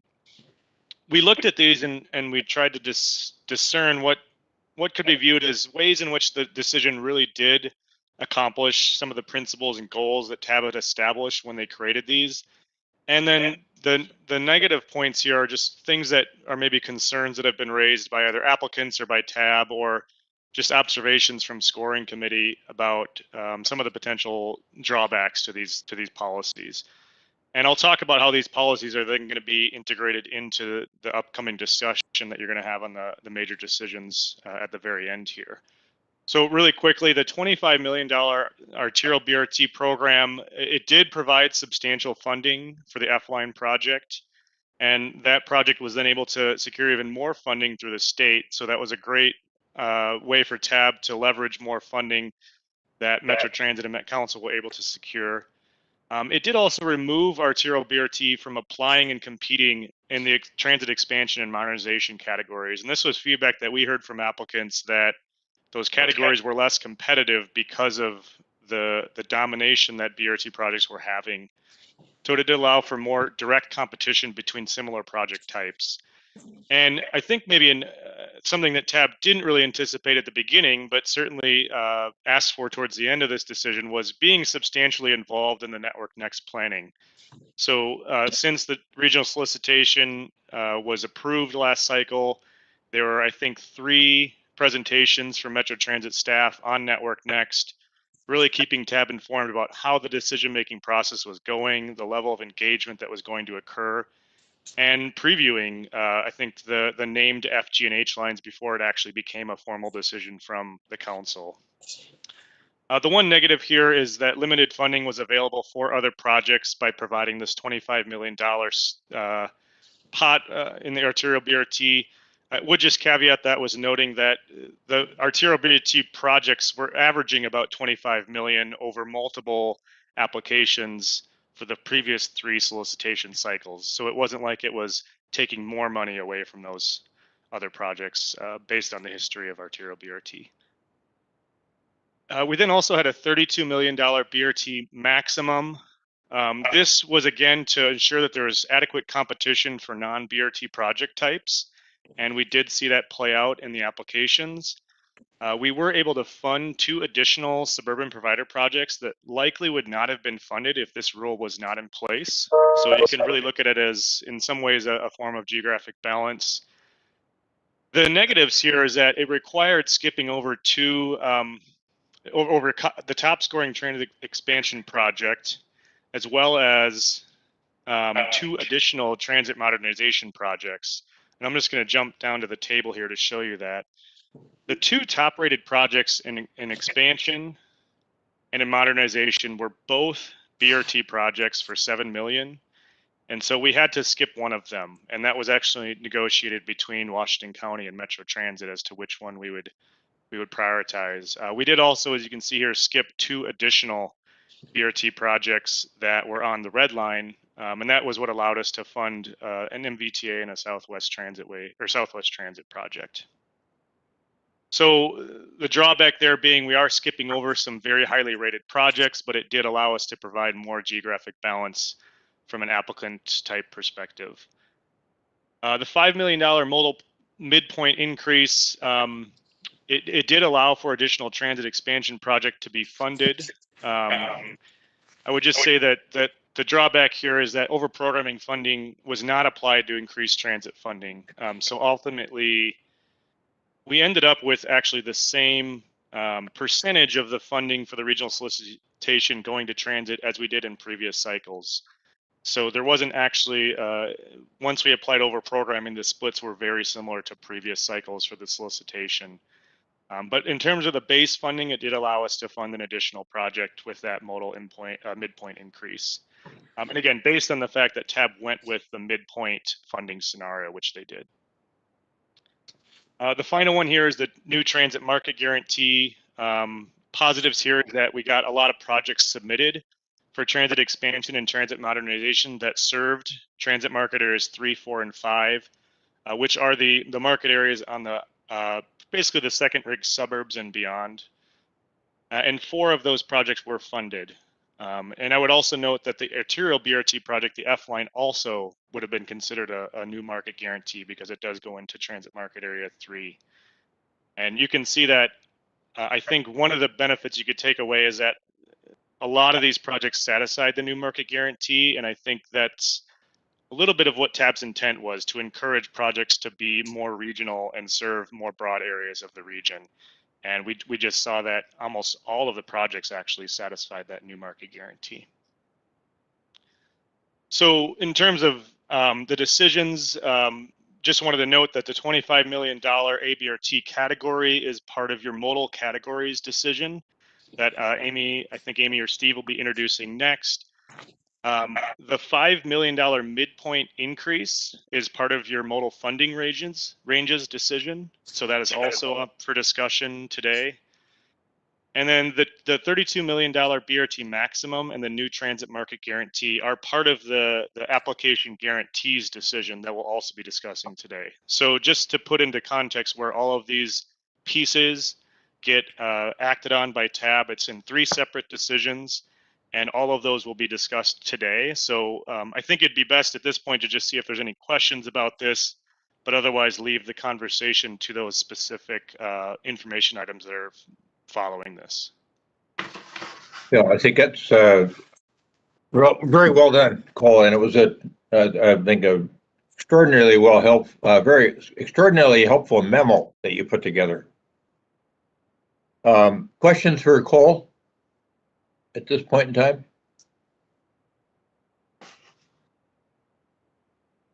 I think his table 1 is really well done as well.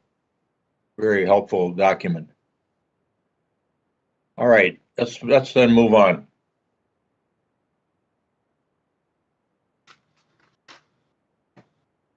Okay, thank you, Mr. Chair. Jason, if we could switch back to the PowerPoint.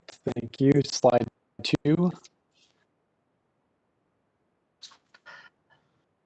So we've tried to tease out all the different action items that you're going to see. Again, September is when you'll see all the action items you see on the screen here before you, and at that point we'll release it for public comment, and then bring those public comments back to you later in the fall.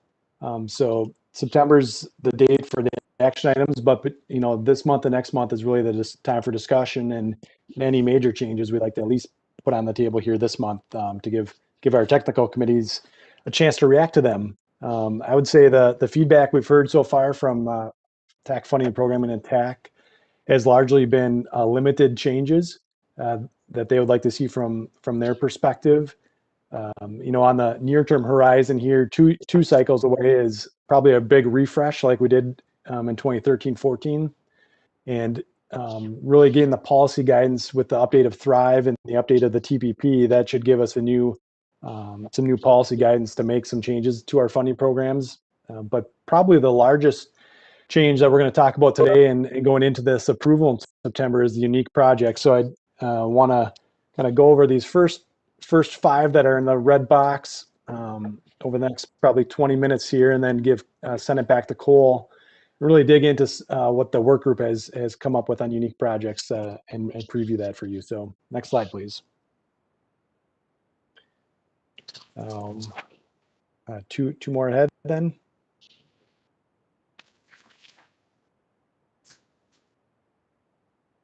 So the first decision before you, and again, these decisions are starting at the high level and then going down to the more technical in nature. So we'll go, you know, some of these Amy and Joe Barbeau went through last month, but as I understand it, there wasn't time for discussion. So we want to certainly give you that time if you want to discuss some of these. But just briefly on the modal funding ranges, we Back in 2020, we changed it slightly, which amounted to about $5 million more for transit, and Cole described that process. We didn't quite get there with the over-programming last time. We ended up going a little bit higher in bike ped in both roadways for other reasons, geographic balance mostly.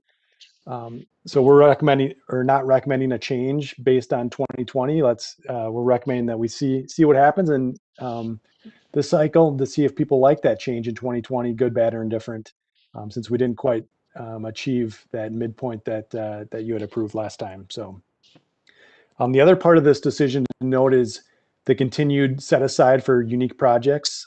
Last time that was 2.5%, which amounted to about $4.9 million. And so that will also be part of this decision. So next slide, please. And here's some of the options. Again, one is to go back to what you did previously, which is largely based on historic averages. You could keep what you did in 2020 or some other options. So that describes that one. Next slide. Decision number 2 is the application categories and the purpose statements. We did talk a little bit about it based on the survey results about a new bike ped bridge category. In the end, the technical committees aren't recommending that we add any additional categories or delete any for that matter. So these are the ones that they'd like to move forward with. And the addition to this would be purpose statements.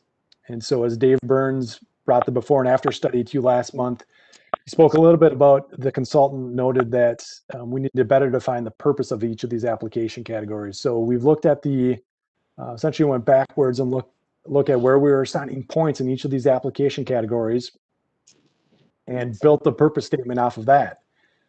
So that's kind of an interim fix, I would say. But in 2 cycles from now, what we'll do is we'll start with the purpose statements and then and the application categories, then build the measures and the criteria and the scoring based on those purpose statements. So that's the intent really, but 2 cycles from now to do it in that fashion. Okay, next slide.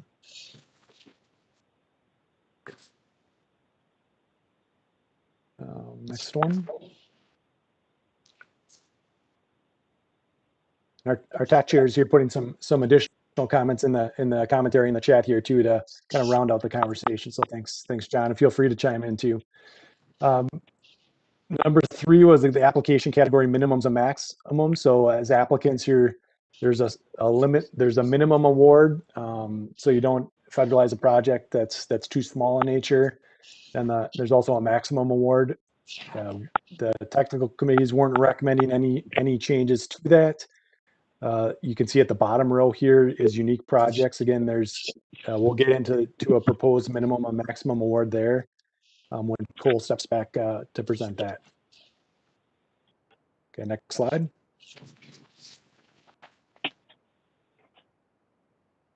And one more. So this also, the funding guarantees and limits also gets in to some of the transit memo that was described previously. But first up, we've got a number of different guarantees and limits and it's tough to keep track of even from the technical level on some of these. But just to recap briefly, we're saying this time, as we've said in the past, that we should fund at least 1 project from each of the roadway categories. And these roadway categories, especially the A minor, different 4 categories, largely correspond to different geographic areas of the metro area, with the augmenters being more in the urbanized area within the Beltway, the connectors being more in the rural areas, et cetera. The second bullet point is a bridge target. So that's not a minimum or maximum, but that's a target of $10 million that for bridges. ABRT, again, that's a set aside of up to $25 million. That was detailed in the transit memo. If you couple that with the non-ABRT or the bus rapid transit, other types of bus rapid transit, that's a maximum of $7 million for a total of $32 million. The new market guarantee was again in transit market areas 3, 4, and 5. roughly the Beltway or thereabouts to at least get some level of a transit investment into the suburban area. And so all these funding guarantees and limits again will be in September and as an action item. But that just details the kind of the breadth of what you can find in the application. And then we'll do the last one, number 5, and then give people a chance for questions and comments here, Mr. Chair. So one thing that we heard in the surveys was related to safety, and certainly if people have been tracking the newspaper or they get the data directly, the number of fatalities on our system, both statewide and in the metro, this year and last year has really seen a huge, almost crisis level uptick. And so our technical committee members obviously are seeing that as well. And one of the changes that they wanted to bring to you was what we're calling the spot mobility and safety categories. So on this table, the application categories are the columns and the criteria are the rows. And you can see the percent of total points is what's detailed as the percentages. So spot mobility and safety, again, those are at-grade intersection projects. The maximum award there is $3.5 million. So it's things like turn lanes, new roundabouts, new traffic signals that are really focused on the intersection areas. And right now, 25% of our points go to safety, 25% to congestion and air quality, which is a pretty high percentage actually when you look at the rest of these tables. But what our technical committees are saying is that we should increase the safety percentage there as one option for TAB to consider. And we did have one option that was floated by a TAC member, and that was to rearrange or reallocate the points between safety and congestion to give 2/3 of those allocated points to safety and 1/3 to congestion air quality. So that's why you see in red, you see 33%, 17%. And the tough part is, where do you take the points from if you add points to something? And that's always the $1 million question. So we wanted to bring this idea to you, and if you're agreeable, certainly we'd bring it back tomorrow, starting at TAC F&P, work on some of the details alongside with that. But that was the general sense, was to increase safety in this category, given the high amount of fatalities and serious injuries we're seeing on our system. So next slide, please. But that's obviously one of many potential changes that you could make to the points system. They're not recommending any others, but that was really the one they focused on, was the safety. So with that, we've made it through the first 5 in record time, and I want to give it back to you, Mr. Chair, and see if people do have questions or comments on any of those first 5 items. All right, that was a succinct but important I think run through on those 13 slides for backgrounding purposes on the work we have to do in those 5 different categories. Do members have questions or observations, early concerns they want to express? Member Foster? Yeah, thank you, Mr. Chair. I just have a definition question. What's Beltway? Yeah, thank you, Mr. Chair and Member Foster. So when I said Beltway, I guess I meant the 494, 694 Beltway. Thanks. Other questions on this portion of the presentation? Next we have Ash. Okay, Member Naryanan? Member Foster, do you want to pull your hand down there, and that'll be helpful? Thank you. I think you're on mute too. There you go. Thank you, Mr. Chair. I have a couple of questions. One is just the decision on the systemic refresh that happens that you said would happen in a couple of cycles. I was curious about how that decision is made, and it seems to me like, with the federal government and potentially $1 trillion of infrastructure coming in, this might be the time for us to take a deeper look at some of our processes. And then the second question I had was the modal capacity limit for the strategic capacity piece. I believe that was a trial, right, in the last cycle. We went from 7 million to 10 million at the trial, and I was curious to hear if there was any talk of rolling that back, because I feel strongly that we should roll it back. Thank you, Mr. Chair and member. Your first question was on the larger refresh, and so some of our longtime members remember that was probably a 2 to 3 year process, and that came after the last the big update to the transportation policy plan, and so I guess the timing that we're proposing to be in 2 cycles. So after we'll do this 2022 cycle, 2024 cycle, and then by that time, again, the Thrive will be updated and the next TPP will be updated. And we're starting working on those items right now on an internal level. So that will, we'll have kind of fuller discussions on some of these items, and the goals of the TPP objectives may change. And that will give us really the policy basis to make some of these larger changes.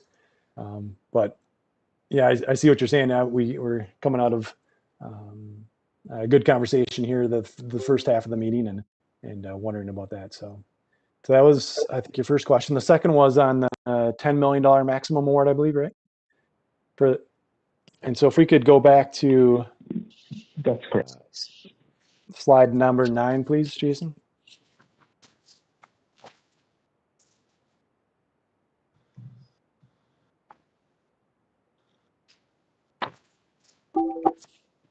So if you, on the right column there's the maximum federal award, and about the third number down, you see $10 million. That used to be $7 million. What we heard, especially from MnDOT, it used to be kind of a 1/3, 1/3, 1/3. So regional solicitation would pay for 1/3 of the project cost, MnDOT would pay for 1/3, and the local city or county would pay for 1/3. And that's kind of the ratio we're shooting for there.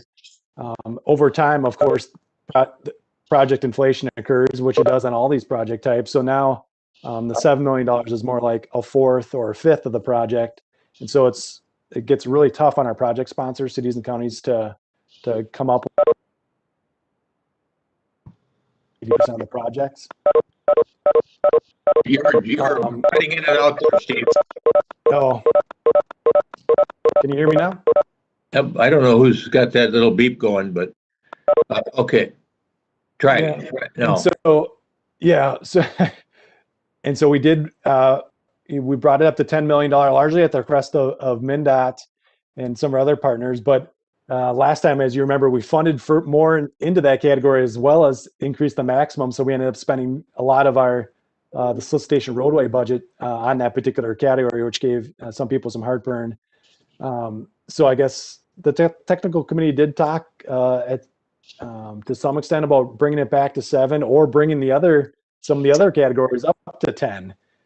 And in the end, they decided to, or are recommending to keep it as is, but with the intent of probably not funding as many in that category. They'd rather keep it at 10, but fund fewer of those projects to make sure those projects happen.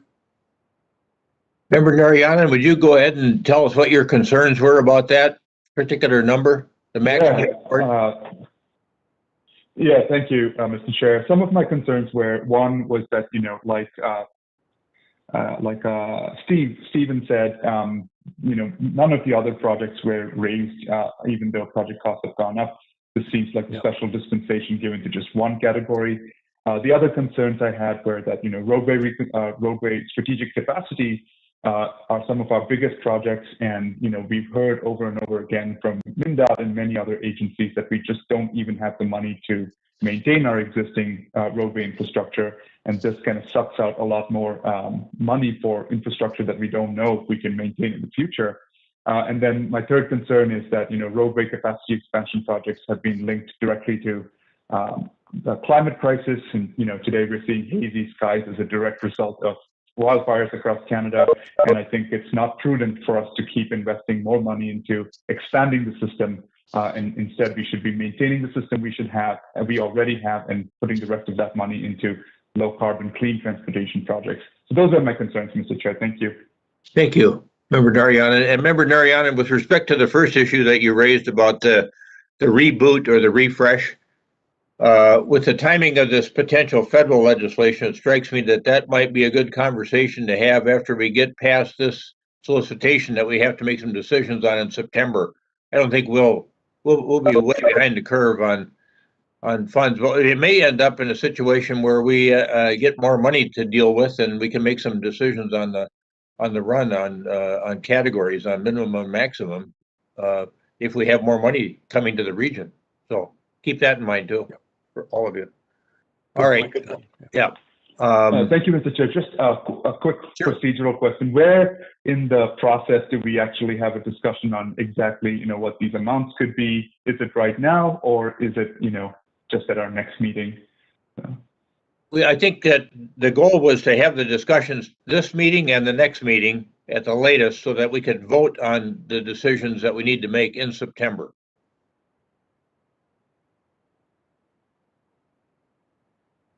Okay, others have. Mr. Yeah, Chair. Didn't member Martinson have his hand up? I do. All right, go ahead. Thank you, Mr. Chair. So my question is actually not unrelated to the question that Ash has raised. This has to do with the recommendation to maintain the current modal funding ranges that we have. Looking back at the table that was presented to us, I see that the current modal funding ranges that we're using extend back to as far as 2003, which is almost 20 years ago at this point. And that was a time when we were not nearly as cognizant of climate disruption problems as we have now. I heard the chair mention earlier public feedback that contained the highest amount of input and feedback had to do with concerns about climate disruption. We know that these different modes of transportation have differential impacts on the climate. And so to maintain the current modal distribution of funding here seems to me to sort of fly in the face of the fact that we've got increasing daily recognition of the fact that we've got climate disruption happening. And I do think we should be factoring that in to our decisions about the modal funding ranges. And so it seems very odd to me that we're not considering making changes to shift the funding ranges at least somewhat away from the most carbon intensive modes of transportation to the less carbon intensive modes of transit and pedestrian and bike funding, which have not seen increases, not meaningful, in nearly 20 years, it seems.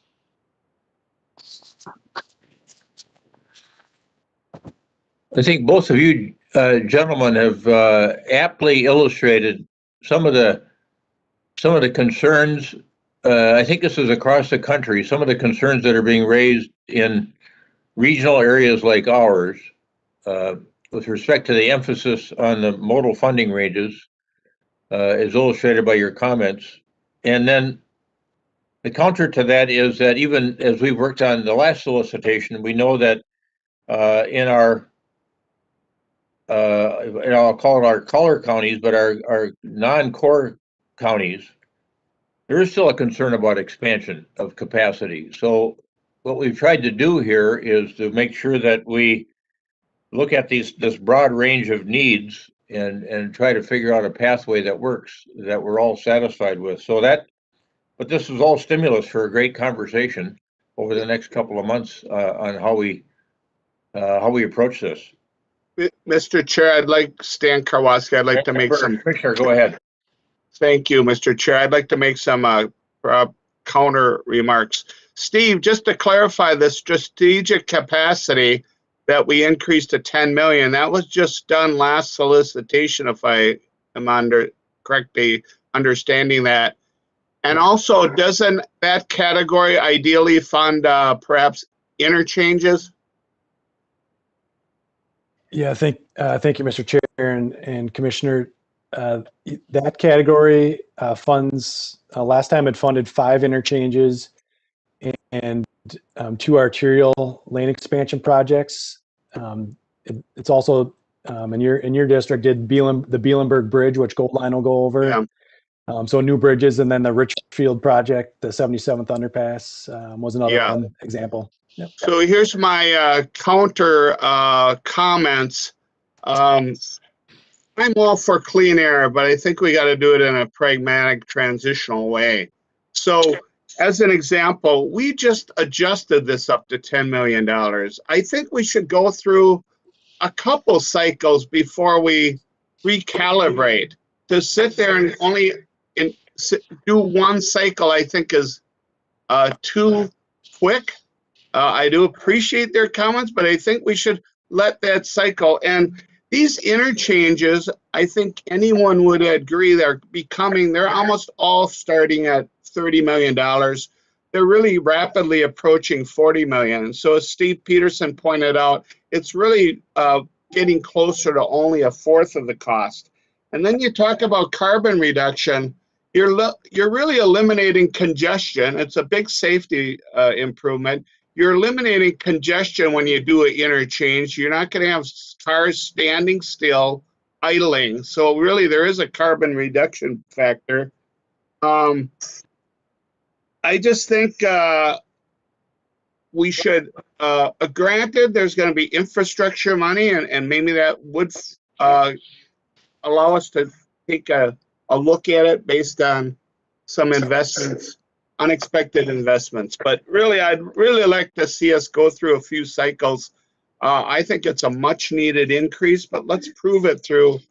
Steve pointed out some great projects, all expensive, and that 10 million made a big positive difference.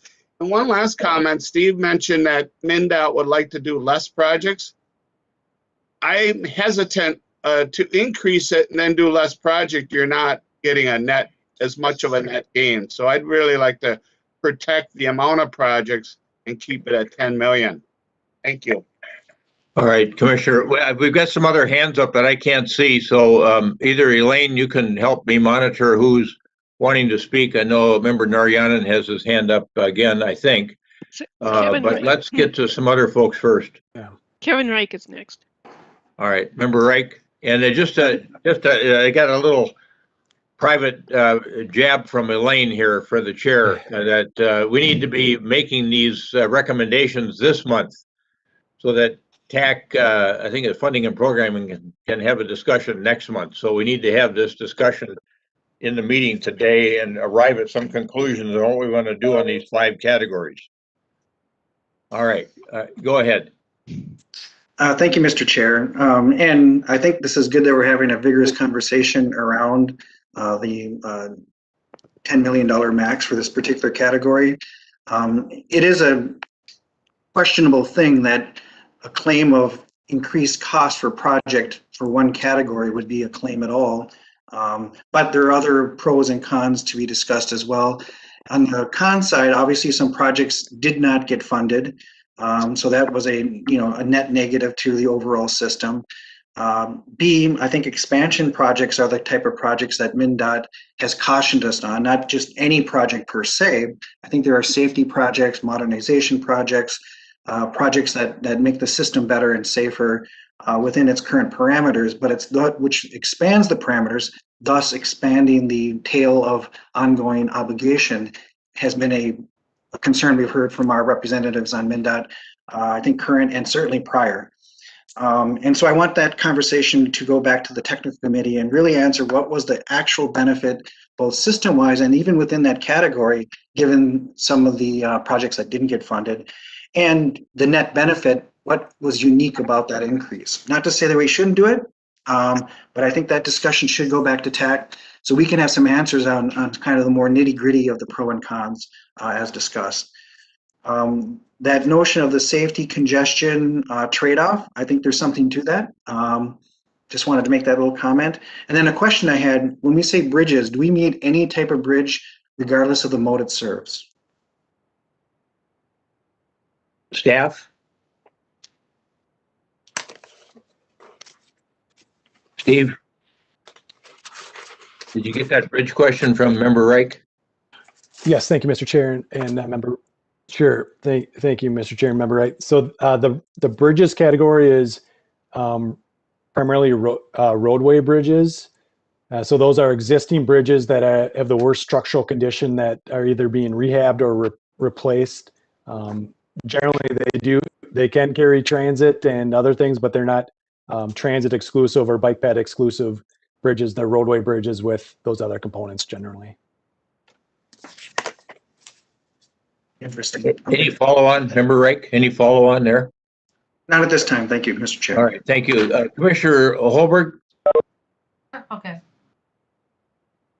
Thank you, Mr. Chair. I would be remiss to not raise the point about expansion. You know, the Met Council sets growth and density goals and criteria for communities that are growing rapidly. And, you know, it just seems unfair that we're required to take this density. Lakeville has led the region for months a number of housing permits, whether single family or multifamily, and that rate of growth does not come without needs for infrastructure.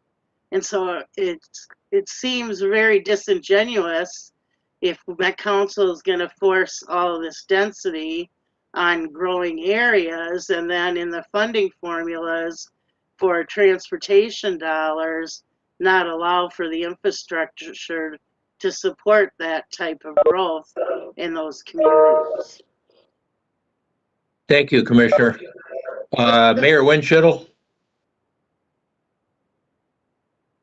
There I am. I would just like to agree with that. I mean, we're sitting out in Carver County and they're telling me that we're one of the fastest growing counties right now. We are going to need expansion. There's no doubt. I mean, clearly the amount of growth that we have just in the eastern part of Carver County is really growing rapidly, and we don't have options. We don't. I mean, we have a bus line, Southwest Transit, which does well, but right now they're still on limited schedules until the growth continues to grow. So we don't have options but expansion. And I agree with Commissioner Stan when he talked about, you know, if you don't have the people sitting in their cars and their cars running because they're in congestion, you are relieving some of the pollutants. So we just can't ignore expansion metro-wide because some areas might not need it where they can do more mass transit than where the outer rings of the area don't have those options. So I just want to make that a point. All right, thank you. Mr. Chair, Yes, Member Sanger. I have a couple different points. One of which is that I really do want to support the comments that Ash and some others made about not funding more roadway expansion. I would remind you all of the excellent presentation we had a meeting or two ago by Tom Fisher from the U, where he talked about not needing more roads, not needing more parking. And I think there's a lot to be said for that. So I would rather not fund expansion projects. I do see the importance of funding safety projects, and if interchanges are unsafe, clearly they need to be fixed.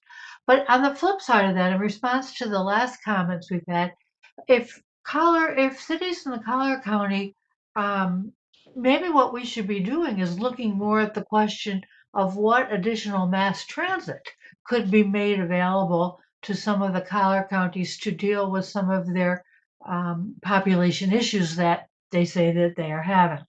So I'd like to throw all that out. And then separately, second issue, in the presentation, Cole mentioned that in the past, when we have had money being returned to TAB, when we redistribute it, it has not gone to transit projects. And my question is, why not? And what do we need to fix in order to be able to reprogram some of those funds toward transit projects? I can take that, Mr. Chair, if you want me to. Go ahead, Steve. Yeah, thank you, Mr. Chair and Member Sanger. So we've got a couple near-term pots of money to consider as far as the transit is concerned. One, we've got a scope change coming to probably in 2 months or so to this committee of some transit money that's going to be reallocated, likely to a transit project. At least that'll be our recommendation. And then the $20 million of CRISA, back the COVID relief money that was back in December. You know, Member Barnes talked about the MnDOT share. There's also $20 million for the MPO. And whether it's transit or some other special way that this body wants to distribute that money, that's going to be this fall. We're going to bring a series of ideas, and that seems like a small enough pot of money that if you want to do something special with it, that would be an opportunity for you. Okay, thank you. So thank you. Folks, I'm thinking if we have to give some direction here, when I go to that slide 2, which you probably all have available, I look at those 5 decisions that need to be made. It looks to me like there's a couple of them that we could give guidance on fairly quickly. And one of them is number 2, which is the application categories and purpose statements, which are contained on slide 7. Can we give staff and funding and programming our approval that those application categories with purpose statements are going to stay the same as they were in 2020? People comfortable with that? Yeah. Yeah. Mr. Chair, I'm comfortable with that. Okay. I'm comfortable. All right. Let's move. That's okay. Let's say that we got that one solved. Then there was one I was wondering about. Remember, Reich raised this, and I think somebody else did too. Is that number 5, that application category criteria and weighting? And on slide 12, we've got that chart that shows the recommended weighting change in spot mobility and safety of moving from 25% to safety for 33% safety. That was a heavy recommendation out of the technical people that we increase that scoring with respect to safety because what we've had happening in the region here over the COVID pandemic in terms of increased challenges on safety, and then reducing that congestion air quality percentage from 25 to 17. Does anyone have a comment on that in addition to the 2 comments we've had so far that were supportive of this change? Commissioner Cattell? Yeah, I haven't had a chance to talk yet about any of this, but first of all, about safety and congestion was one of the things. One of the things that always is the rub is, of course, the air quality issue that we just released our climate action plan in Hennepin County. And this is a big deal, but so is safety. And we're seeing an awful lot of accidents, especially around transit stops that are huge issues. So I guess I'm not necessarily against it. And in fact, my staff supports this, but I'd want to see some real progress. And if we make progress, to back off and put some more into the congestion air quality issue, because I don't think we should lose sight that the real issue here is around climate change that we really need to address. Yeah, and I think across those other weighting categories, there's a strong element of air quality concern, the exception being the transit modernization, I think. But nonetheless, others, with respect to member, Commissioner McGuire, you had your hand up. Thank you. Yeah, thank you. Thank you, Mr. Chair, and I appreciate Commissioner Cattell's comments. I agree with them, and I was just asking, because yes, safety is a huge issue, of course, so is air quality, but was the 33rd, is that just 1/3? Was that just sort of the number that we're deciding to go on? Was there some other rationale for that? Just curious what that was. Is it just that it's 1/3 of the amount and we decided to go with that? I just didn't know if there was any other reason that we picked 33. Thanks, Commissioner. Steve, can you remind us was that a recommendation out of funding and programming or TAC? Yeah, thank you, Mr. Chair and members. So that was the recommendation from the TAC committee was to increase safety. And one idea was this 2/3, 1/3. It wasn't necessarily based on any technical language other than to prioritize safety more. Right. Mr. Chair, this is John Solberg. And again, I think the intent here was there was 1 or 2 individuals that suggested the 2/3, 1/3. And after discussion across the TAC, it was more softened to be that we need to prioritize safety in this category. The air quality component is really a portion of really what is the category in its own right. But what we wanted in general, the discussion focuses around the fact that sometimes these spot mobility projects can be detrimental to pedestrians and bicyclists. So we wanted to raise that awareness in the category. I appreciate that, Mr. Chair, and I just want to agree with what Commissioner Goodell said then, that we should continue to look at this though, so that if we can increase air quality, we should, look at this again. We should continue to monitor this. So Sure. thank you. Okay. So you're supportive of this technical recommended change, and then Member Geisler? Yeah, thank you, Mr. Chair. I agree that I think this change is good where it's at, and honestly, congestion and air quality is still the second highest rated item in this scoring metric for spot mobility anyway, and it's actually above rural and regional system, which is one of our more considered valuable items in our entire conversation for the entire regional solicitation in the first place. So if this was 30-20 or 33-17, either way, I do like the fact that we're emphasizing safety, especially what these projects are, smaller intersection based. They're not, they're going to be heavily used corridors, but not in the sense that like freeway interchanges and some of the bigger stuff we're talking like in strategic capacity. So I think this is a valuable change. All right. Thank you, Member Geisler. Member Foster, did you have your hand up again? Thank you. Go ahead. I do. Thank you, Mr. Chair. I have a question about congestion and air quality. Why are they together? Like, congestion contributes to air quality, but there's other factors too. And so I'm just curious if they can be separated out or something like that. Steve? Thank you, Mr. Yes, thank you, Mr. Chair and Member Foster. So that could be something certainly when we look at the solicitation that we could decouple those two. I think they're together in part because it's the same software program that outputs both the delay reduction and the pollutants reduced by projects. And so I'm guessing that's in part why we put them in the same bucket. Yeah. I would think that the traffic is the way they do. Yeah, I would think the historic method of federal funding has something to do with it too, where there's that congestion mitigation air quality category for funding. So that may have been probably part of it. Yep. So it's really congestion mitigation air quality enhancement. That's why they're coupled, I think. See who else is there? Matt Uderman is next. Yeah, thank you, Chair. Member Uderman. I just wanted to lend the voice of Carver County Commissioner and echo what Commissioner from Lakeville said, the Mayor of Chaska, Commissioner Stan, and I'm sure our Met Council Deb Barber would echo. If anybody wants to come out and see Carver County, the expansion that's going on, you'll see why that expansion is important and how mass transit may be a little bit beyond our reach. You also see some of the efforts happening in Chaska from a congestion perspective is leaning on bike-friendly community and using that as a way to share the road and otherwise. But just wanted to lend the voice of expansion or not funding expansion.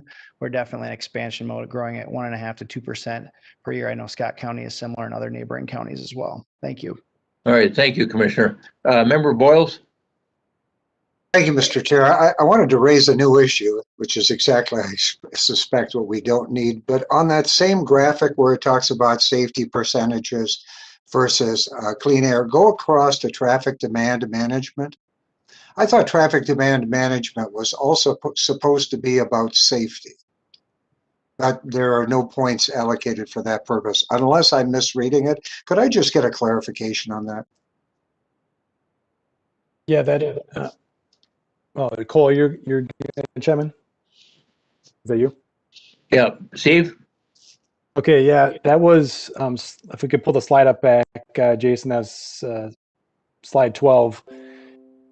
So I believe most of those projects, again, the maximum award is really small. It's travel demand management.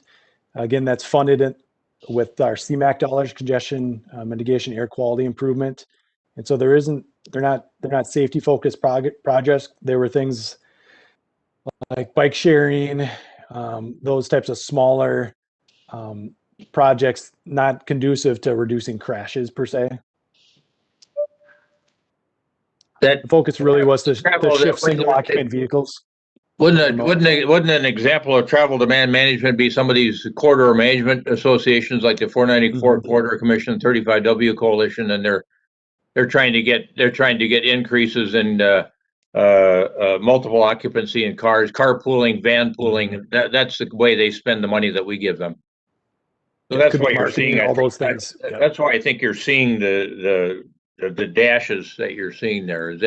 They've got a strong emphasis on environmental, but it's being done in a different sort of way. Thank you. Mr. Chair? Remember, Dariana, did you have your hand up again?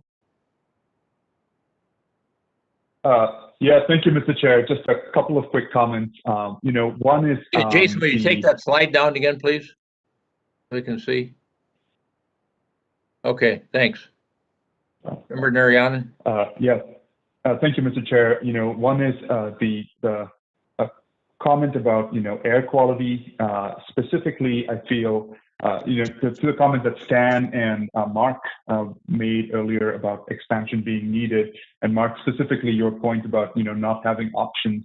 I feel like this is a time where we could really reimagine what it would take to bring high quality transit, walkable, bikeable communities all across the state, no matter how far they're growing, how fast they're growing. And growth doesn't just need to be met by roadway demand. I think it could be met in a variety of ways, including public transit, biking and walking. And also one point about the air quality piece, I think, just mitigating air quality at spot, using interchanges is a Band-Aid. It doesn't necessarily address, Commissioner Gattel's earlier point about the real issue being climate change here. And one effective way to reduce that is to invest in low carbon transportation options that help move people without, reducing mobility, but also in a clean and safe manner.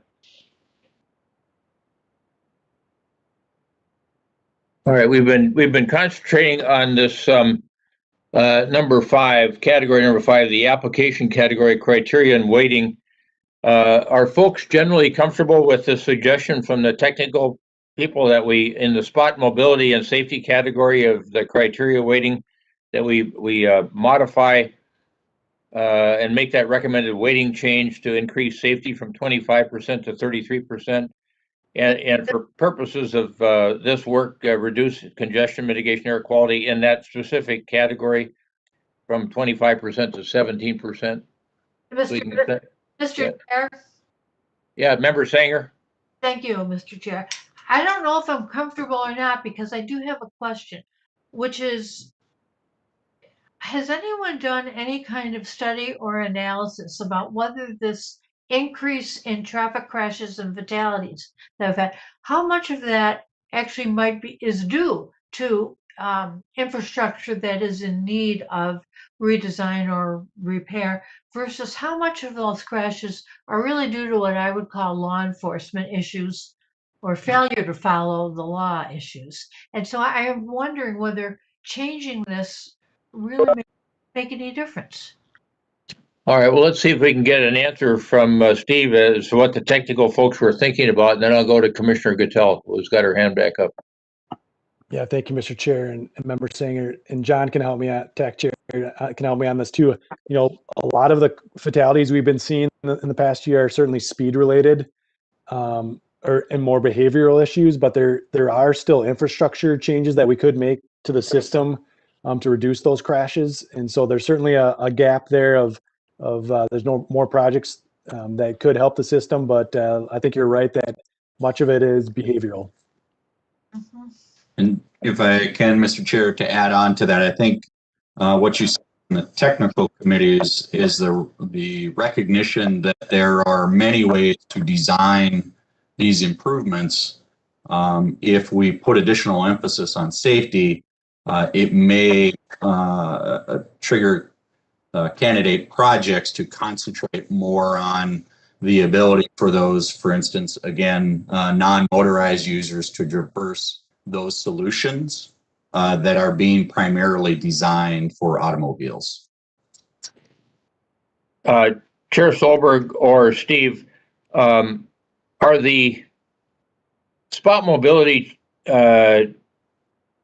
projects that we do tending to be more localized in nature? Because what I'm getting here is a sense that people are reluctant to let go of air quality and congestion mitigation as a strong element to be considered, and it makes you wonder about whether we could borrow, if you will, some percentage from the role in the regional system on these spot mobility projects. So we'd go about maybe reducing some of these other categories to capture that 7%, other than capturing it out of congestion mitigation air quality. Miss John's looking at me. I think there's a variety of ways you could get the points to increase safety. We floated one idea, and if people have some hesitancy, I think what we also could do is bring back a couple options back to tab next month for further consideration. Why don't we do that? Because I get a real strong sentiment here that to the extent we want to protect air quality, we want to be doing that. And that's universal, whether you're more urban or regardless of where you are in the region, I guess is a better way to put it. Okay, yeah, well, let's do that. Is that sufficient guidance for you then on 5? It is, yep. All right, well then let's go back to these modal. There's some interconnectivity. Mr. Chair, here. may I? You were going to give. Yeah, member Commissioner Gattel, go ahead. Thank you. Thank you. I do appreciate that. I've been trying to get in here for a little while, but I really enjoyed the conversation. I just want to say that, and I could also support going and looking at grabbing some points from different places. So I could certainly support that. I do want to say one comment about the Met Council. I just want to say that I appreciate the continued effort that they're making, developing a methodology for performing before and after studies. I think these projects and previously federal funded projects, this is going to be instrumental in how we move forward. This could also be a standard approach for cities and counties to implement for non-federal projects too. So I think it could be a best practice. I just want to point that out because I see it as very helpful. I also just want to say the County of Hennepin's very strongly in support of the modal funding ranges in the 2022 regional solicitation as they follow the 2020 solicitation. And I look forward to, revisiting that, especially if we get transit bill through and everything. Also, I think that, the $25 million awarded to BRT, that was a big, long discussion. That's a huge strategy to promote the delivery. And there's so much efficiency that we don't want to lose. So I just want to say how much I think that has helped our system. I also think that the category 4 safety does need to be improved.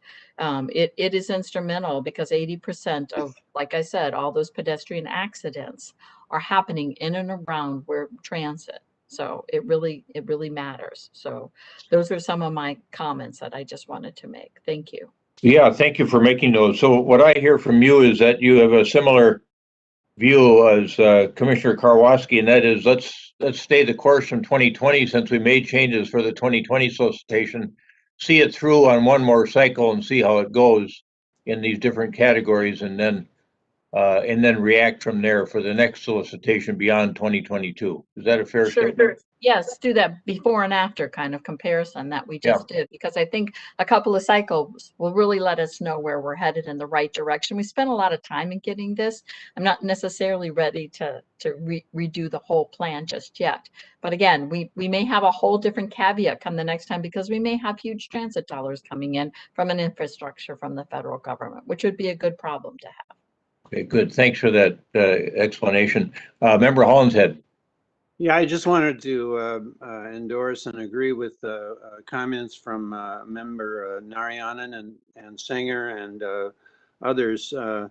I think if we were to increase safety, there should be a causal relationship as to where that money comes from.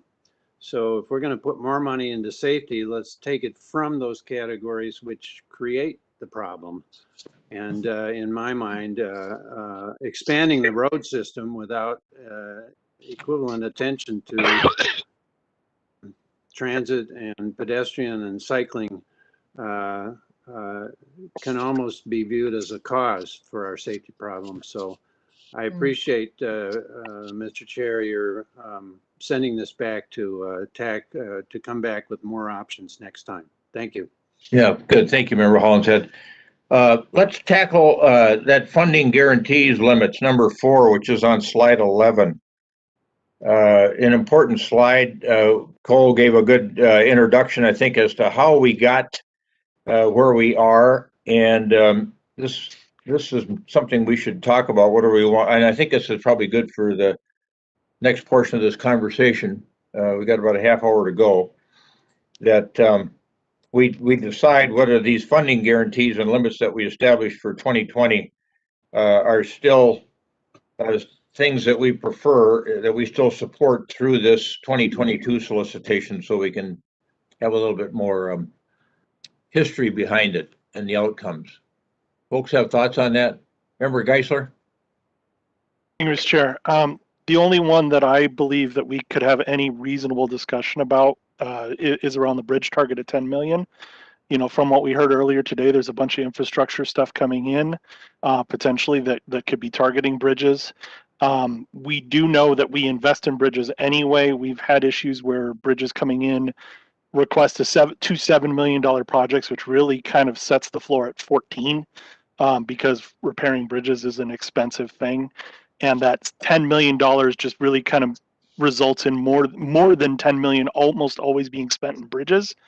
Last time we had this discussion, it was an emphasis around, we want to emphasize that we will want to fund multiple bridge projects, but taking the number out, that didn't end up floating.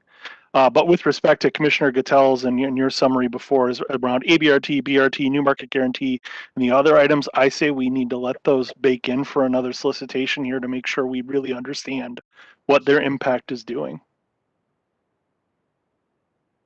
All right, other comments from tab members? Thank you, Member Geisler. That was helpful. Mr. Chair, may I, Commissioner Gotell, you know, Commissioner Gotell, go ahead. I just know that not just my county, but many other counties, Ramsey and Washington, such has huge infrastructure issues with bridges, and they are costly. And we can't even come close to getting to the ones we want. And we have seen bridge closings, or we have seen a lot of restrictions on bridges to try to get these even up to par so that we can even utilize them. This will address some of the issues of not needing to expand if we could just repair what we had. So taking this out or lowering that amount would be very impactful to many of the counties here. All right, thank you for that comment, Commissioner. Because we've got the slide up, slide 11, I won't be able to see everybody on the call. So are there others that want to comment on these funding guarantees and limits? Mr. Chair, this is, oh, you can't see me. This is Commissioner McGuire. I just want to agree with what Commissioner Gotell said, you know, about our bridges in Ramsey County for sure. A lot of needs and a lot of expense there. So thanks. And you otherwise, Commissioner McGuire, you otherwise support the notion of staying the course for one more cycle? Okay. I appreciate Commissioner Geisler laying that out. I agree. I agree with the things that have been said. Okay. I don't know if Member Geisler wants that promotion or not to Commissioner. But Sorry, Member Geisler. I was, I didn't consider it. Yeah, that you're doing great where you are. It Mr. Chair. Yeah, Commissioner Karwoski. Thank you. Just to clarify, I think I heard the commissioners, Ramsey and Hennepin, say that let's stay the course on the 10 million. But I also heard the comment that there are a lot of bridges under repair, and I don't dispute that. But like Washington County, as Mayor Bailey pointed out in a comment for Cottage Grove and all over Washington County, and I think Carver County, Scott Carver, we're in that expansion mode. So we're adding new bridges. That 10 million is likely to only be closer to a fourth than a third. So I just wanted to re-emphasize that. I'm more than happy to stay the course, one more solicitation, and look at it again after that solicitation, but I don't think the expansion is going away. All right, thank you, Commissioner. All right, the sentiment I'm getting here from the comments that have been made and the lack of opposition here, I guess, is with respect to number 4, that the general view of the majority of the tab would be that we stay the course on number 4 the funding guarantees and limits, and I think that provides the guidance the technical people need. And now that leaves us with the modal funding ranges. Mr. Chair? Yeah. Mr. Chair, may I speak for a minute? Yeah, Member Dugan, go ahead. Thank you. I appreciate very much Commissioner McGuire, Commissioner Guttel, and certainly Commissioner Kowalski talking about the need for bridges. And I think we should stay the course of the next solicitation. I've just wondered why regional solicitation is needing to do this. Seems to me this is a state function, because we all know if a bridge falls down, that's the state's going to step in or the federal government's going to step in. And this is such a safety issue that, you know, I just see it as a state MnDOT. I don't know, but I do want to be respectful of the views of our commissioners. And so I just think we do it for one more time and see where we are in 2 years. Thank you, sir. All right, thank you. All right, let's take on the minimum and maximum awards, and those were on slides 9 and 10. The recommendation from the technical folks is that we stay the course there for 2022. Their thinking was the federal minimum award limits help assure that applicants do not take on too large of a federal process burden for a small federal award, and federal maximum award limits amounts help enable a larger number of projects to be funded. That was historic thinking, I think, of the TAB as well, not just the technical people.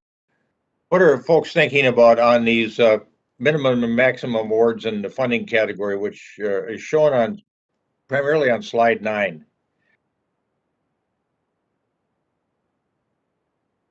Mr. Chair. Yeah, Member Geisler. I would be for letting this ride as it stands here. I know we just changed, we've had a lot of conversation on strategic capacity already. I don't want to recount all of that, but we just made that change. I do think we need to let that go a little longer to understand what that does. And the only counterpoint I would add is that with the max, if we have more projects taking the maximum federal award for strategic capacity, that is ironically fewer expansion projects happening, which is kind of what people are asking for.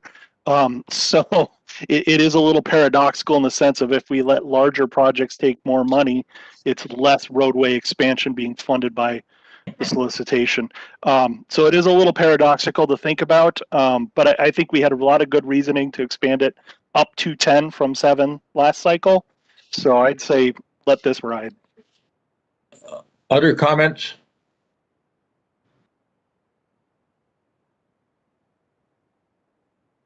Okay, let's go back to the one that we'll proceed. We'll let that one ride. Let's go to number 1, which is the modal funding ranges, which Member Narayanan raised a concern about. Staff again was recommending no change from the 2020 midpoint. The 2020 midpoint, you know, we got there because of the fact that we took on the unique projects, and Cole's going to talk about that in a minute. And that took 2.5% right off the top. So that caused us to do some midpoint adjusting. Mr. Chair.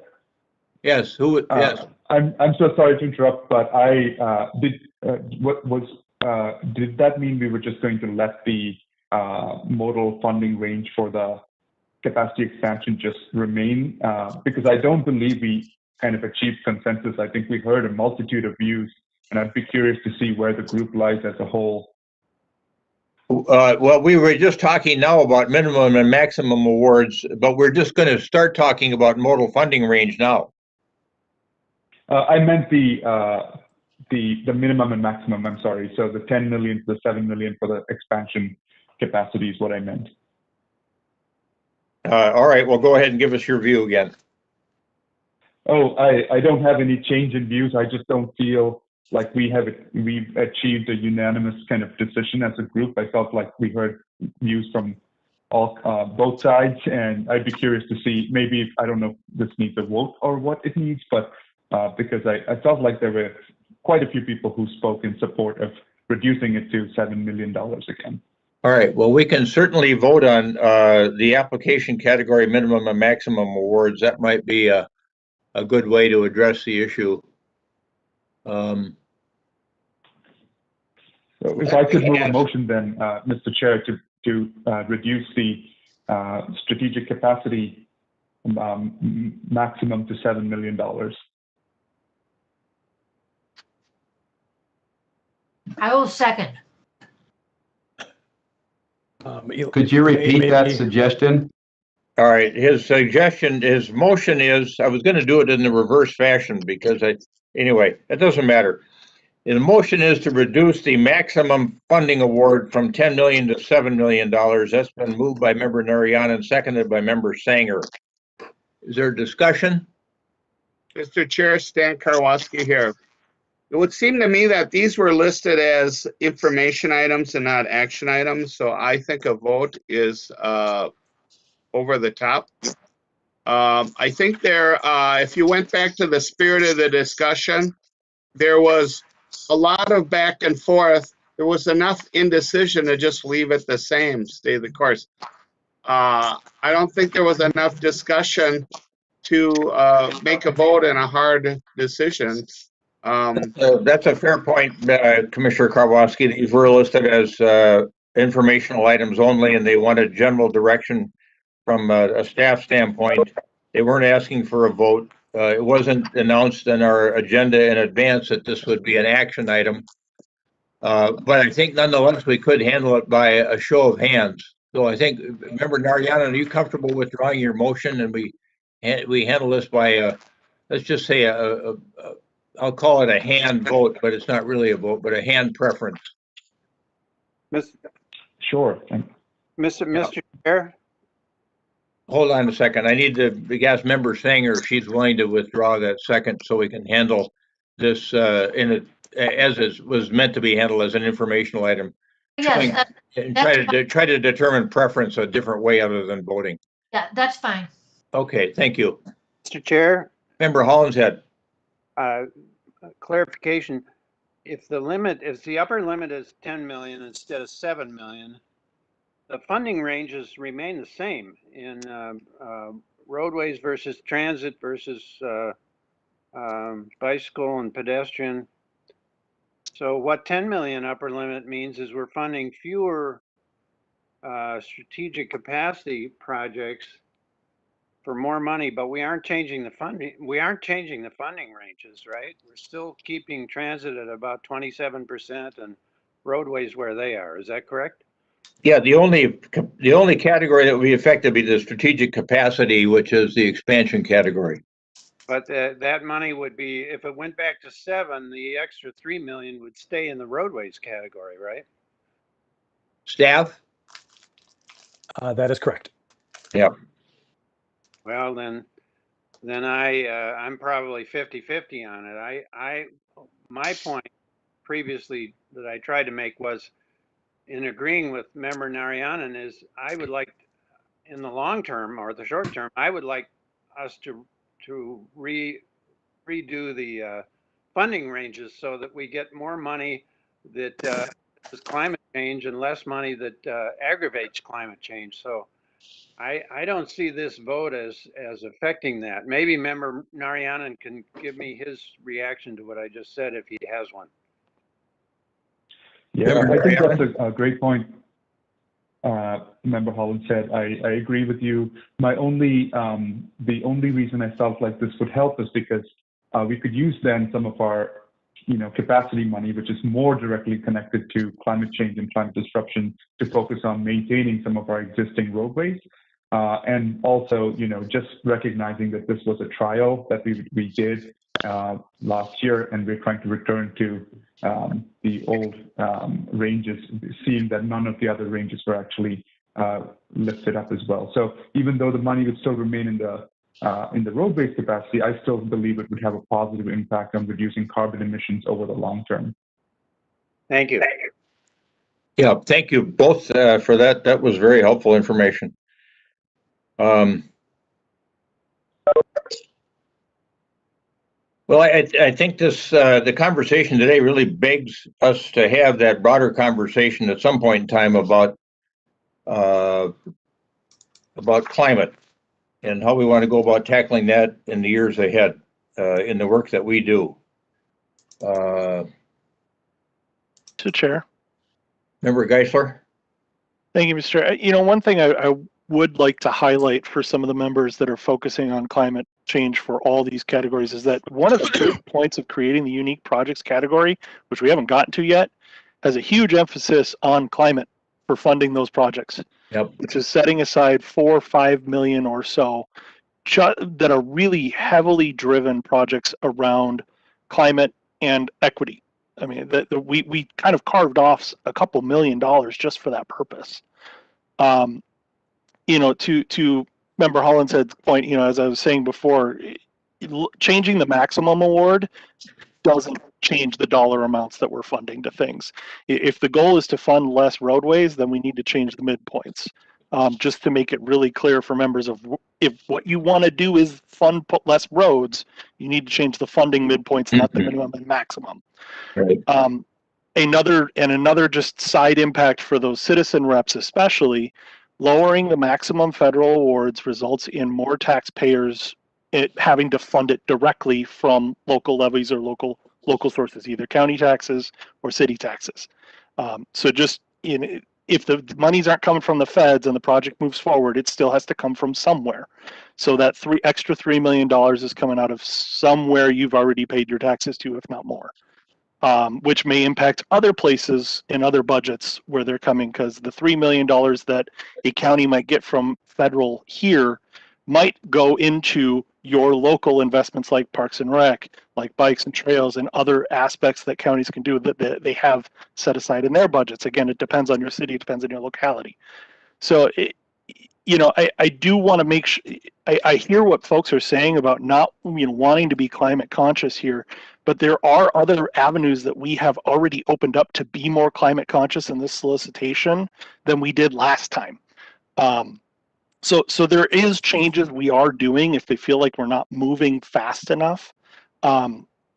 We could always do more, but I do want to highlight those items for the citizen reps who, may not have been around for the last, 3-4 solicitations. Thank you. Yeah, thank you, Member Geisler. Those are good observations. Member Hollinshead, did you have your hand up? Yeah, I just want to comment that when you expand roadways, it's not just the traffic and the use of those roadways that aggravates climate change. It's actually the materials that go into those roadways that aggravates climate change. So while I recognize the merit of what Member Geisler just said, I still think that what Member Narayanan said right before that I think that's going to probably control, if we have a vote, that's probably going to control my vote, because we all know that concrete and cement and other construction materials are very heavy contributors to greenhouse gas emissions and climate change. So recognizing the merit of what Member Geisler said, I think I would still vote for going back to $7 million limit. Thank you. Mayor Hugland? Yeah, Mayor Amy Venowitz, please, from staff, and then I'm going to go to Mayor Stephenson. Thank you, Mr. Chair and members. So I just wanted to make a quick comment about what staff needs today, because I know this conversation about voting can get confusing. So sometimes the changes that you might want will cascade through the application. And so we need to know a couple months up front if there's some option you want us to look at, so we can prepare all the changes that might cascade from that decision. And I know this is confusing. So what we're looking for from members today is if you have additional options that you want us to consider, that you think might get adopted, and that you want TAC and funding and programming to comment on. Specifically to the min and max, I would not put those in that category. So that change of whether the minimum or maximum is 7 million or 10 million really is not a decision that cascades through the whole application. So the need to vote on that today is not paramount. I mean, you can certainly give us a strong indication based on the discussion today when the action item comes before you, which will not be until September. At this point, we would leave the maximum at 10 million, But certainly in September, you can make a motion to change it to 7, and that change is pretty quick and easy. So we can do that. And I think what we will do moving forward is if you're talking about an item that would really kind of cause a lot of other changes in the application, we'll let you know that we really need kind of a vote today. But I would not put this one in that category, if that Okay. helps. So you want at least a majority opinion on modal funding ranges today, but we can let this one slide till next month.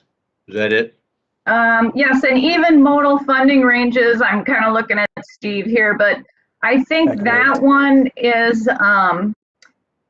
unless you want something from TAC, like technical feedback on what they think about a modal funding range change, that change is also probably pretty easy. The hardest changes are the ones that have to do with the criteria weighting and measures and how we measure the criteria. And I think we've already moved kind of past that decision. And so in September, at least at this point, we'll bring something back to you on the safety and air quality measures, and we can have that discussion next week. But that really is kind of the changes that have the biggest impact throughout the application. All right. Folks comfortable with those explanations from staff? Yeah. Okay, the one thing that I'm seeing on the chat here that's got me concerned is Member Keeley, and I knew that from past meetings he wanted to talk about this. That was the funding guarantees and limits. And he had some thoughts about in the ABRT commitment versus regular BRT, wanted to talk about some potential change in those funding amounts. And I don't know, Member Keeley, if you want to bring that up now, I don't think it's too late to express that concern that you have. Thank you, Mr. Chair. I think what we really are, we're all sort of wrestling with is, whereas we would like to see a little higher allocation for BRT to support the STA members and the continued demand in the suburbs that we serve, and Metro Transit also serves a lot of suburbs.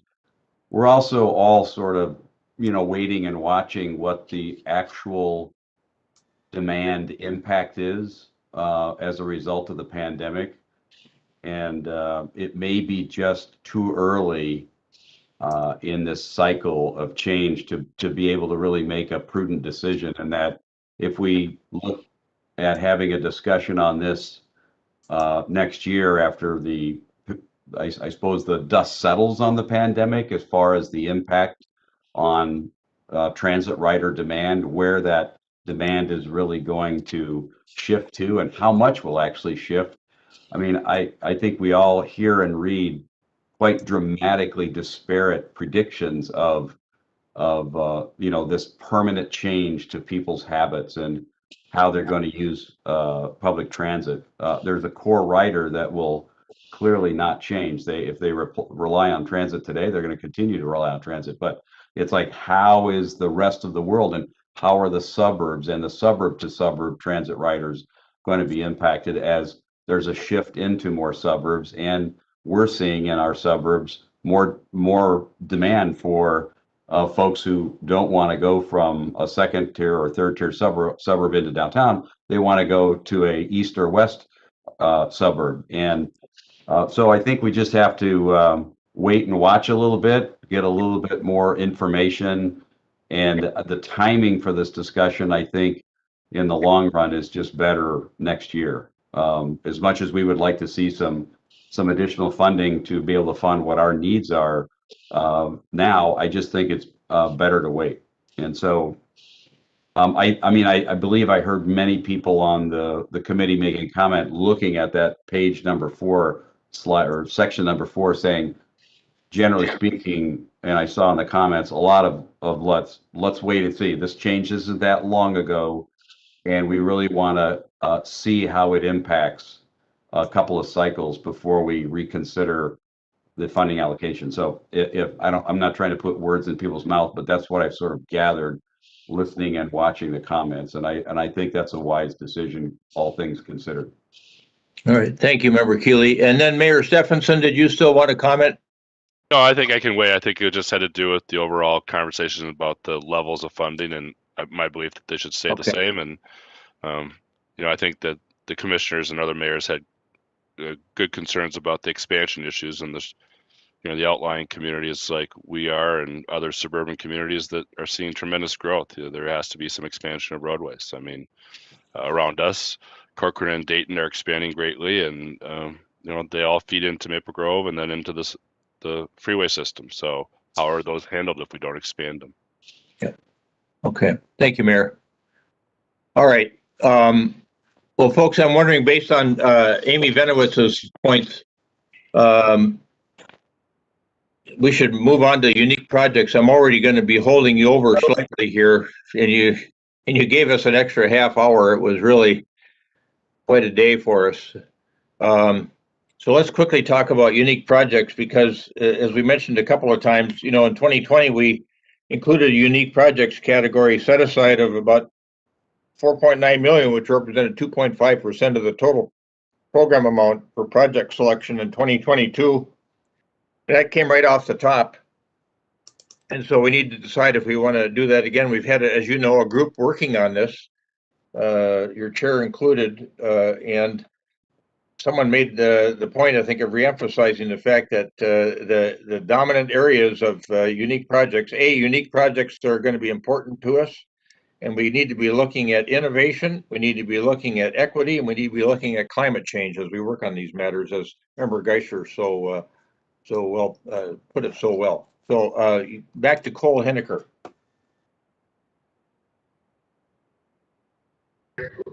Thanks, Mr. Chair. I will try to get through this a little bit quicker than anticipated, just to let everyone get out of here. The history, and this is really a recap, that we've had some discussion about unique projects.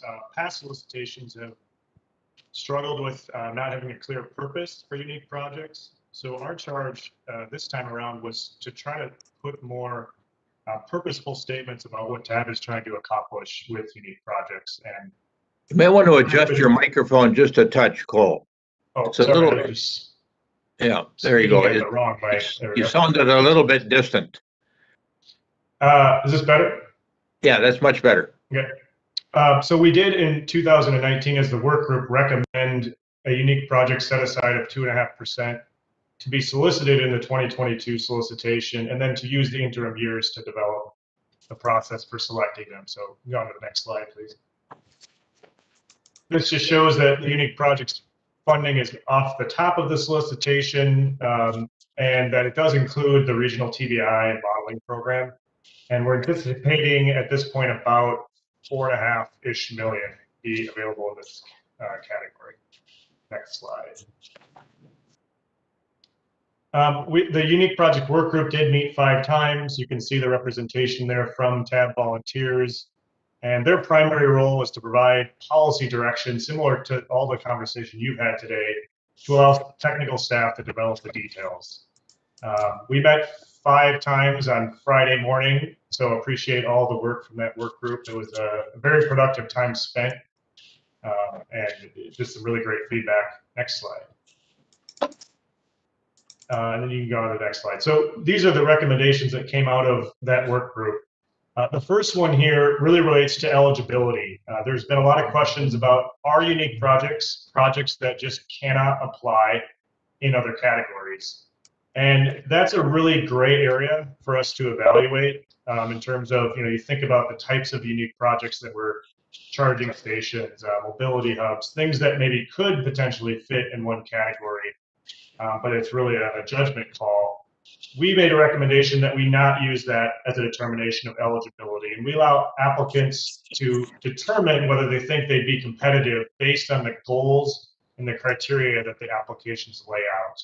So if a roadway project really thinks they were going to be innovative and have impacts on environment and equity, they may want to apply in this category because they might be more competitive than in the roadway category, for example. We have a unique project's purpose statement, and Steve talked about all the application categories, developing these to help give applicants a one-sentence description about what the category is trying to accomplish. And so this is really reflective of the primary evaluation criteria that have emerged from the work group recommendations. So you'll see more about that as we move through the presentation. Next slide. One thing that's going to be very unique about unique projects is that based on some best practices we learned from MnDOT and the council's community development division, we really think there's value in having a two-step application process, and where we solicit ideas early on in the process, potentially in September of this year, that will allow us to both determine if projects are truly federally eligible, and also to give projects feedback on some of the criteria that they're evaluating. And so this would actually just really to be a informal consultation with potential applicants to try to ensure that we get the best submittals we can get, which is really helpful for a new application category. So one of the, Jim, could you, I'm getting some cell phone.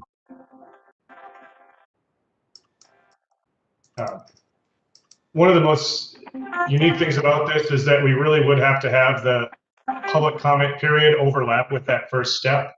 So while we'd be receiving public comment on unique projects, we'd also be asking for the initial interest from applicants. The remaining part of the application process would be concurrent with the rest of the solicitation. Next slide. In terms of what we're looking for in the first step, very basic information. We're thinking a couple of hours of potential work from a potential applicant. And again, this would really be a step in which staff would play the primary role of reviewing it for eligibility and providing technical feedback. So, you know, a two-page-ish type of first application interest. Next slide. The second step is where applicants provide a full application, similar to what you submit for the other application categories. And at this stage, we're proposing something very unique in that, as opposed to having technical staff evaluate unique projects using metrics and different things, we really view this as being more of a qualitative application category.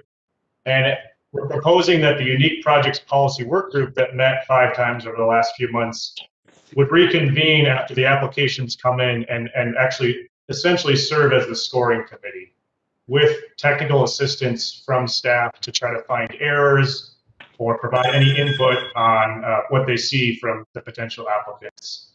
So this would certainly be a new role for TAB members, but this would be something that we think really gets at the idea of what does TAB want out of this program. I think TAB members know best as opposed to technical staff.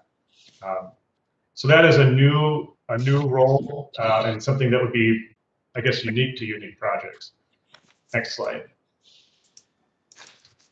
In terms of the evaluation criteria, we narrowed it down after several meetings of discussion down to 6 primary evaluation criteria. How is the project innovative? How does the project reduce adverse environmental impacts? How does the project improve racial equity? And how does the project support multimodal communities? And then does the project have regional impact, or could it be expanded beyond its initial application? Or and how does the project build partnerships or collaboration? I'll talk about these a little bit more in the next few slides. If you go to the next slide, we did at the last meeting poll the members of the work group in terms of what they think they should be weighted. And the results are shown here. So this was 11 out of the 14 members were able to provide this input. One question that I think Jim could ask the group is whether you're comfortable with this weighting or whether you'd like to do a poll of the full tab. And I don't think we need to decide that today, but it would be certainly something we have to decide for the next meeting. And we can come back to this slide at the end. Next slide. For each of the category criteria, we have evaluation metrics, and this helps define specifically what we're looking for in each of the criteria. And within these metrics, or within these criteria, each of the sub-bullets are equally weighted. So consider them as equally weighted against the other bullets within each of the criteria. So innovation really only has one. Is the project a new approach to an existing problem, or is it addressing an emerging problem for the region? And really, this was the highest weighted category. They really do think innovation is what we're looking for in this category, and trying to solve problems that either haven't been able to be solved or present new solutions to problems that have struggled to be addressed in the past. For the second weighted metric, it is reducing environmental impacts of transportation. And this is, again, where we talk about air quality improvements, contributions to climate change, so potentially reducing VMT or greenhouse gas emissions, improving surface or groundwater quality and management. And a term that came up here as well was resilience, making sure that we're resilient to the potential impacts of climate change from a water management perspective. And then other environmental improvements could include things like natural vegetation, noise or light, or any other thing that an applicant wants to potentially lump into that category. Next slide, please. For improving racial equity, a couple of themes that came up for metrics here was improving connectivity and access to places and opportunity for BIPOC communities. I think opportunity includes things like education. This is really not just about providing access, but that connectivity piece of making sure that communities that are maybe separated by barriers have that better connectivity between them, even if it isn't about accessing places. And this also includes outreach to and involvement from communities, so that access component includes outreach as part of project development. The second one here is about removing barriers, and this can include physical barriers, cultural barriers, or even engagement barriers for BIPOC communities. So whether it's language issues, cultural barriers, indirect or direct physical barriers like a freeway between two communities, that would be examples of how that could be addressed.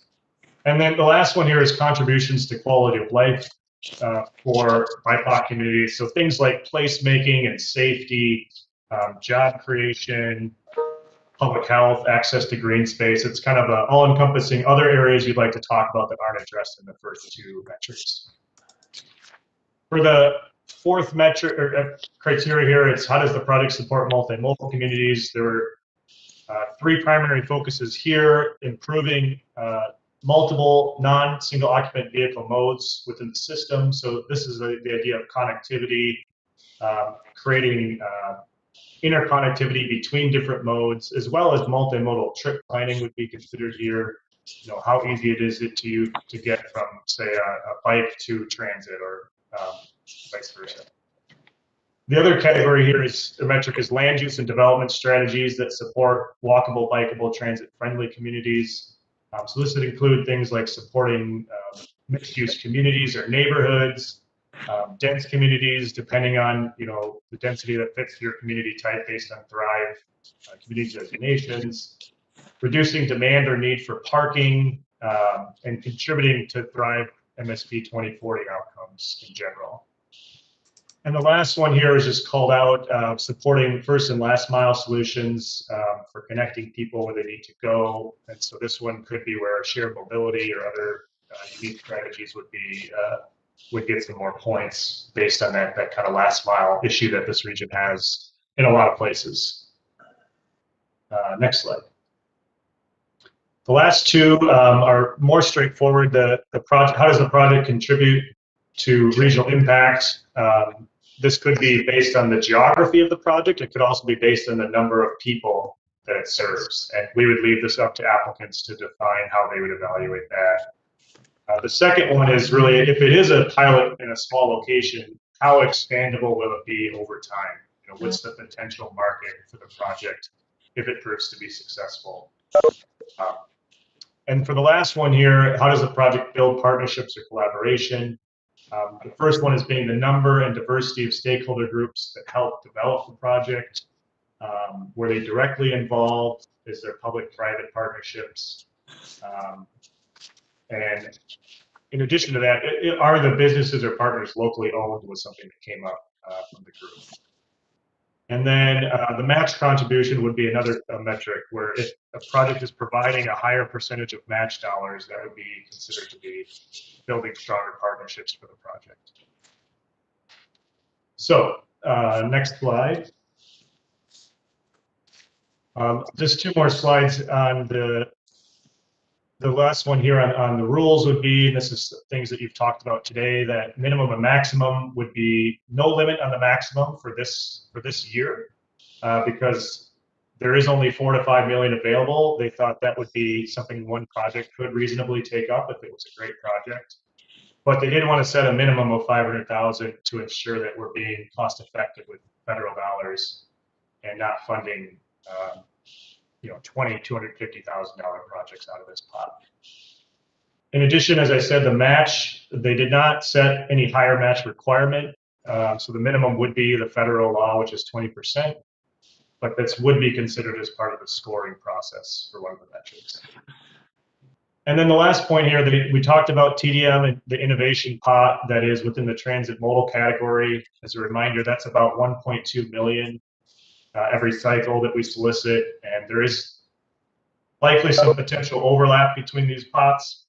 But given that we're in the midst of kicking off a regional travel demand study that will be complete in 2023, the group felt like it was a little bit premature to combine the pot of TDM innovation funding with unique projects. So those will still be kept as two separate solicitations for this next cycle, based on the recommendation.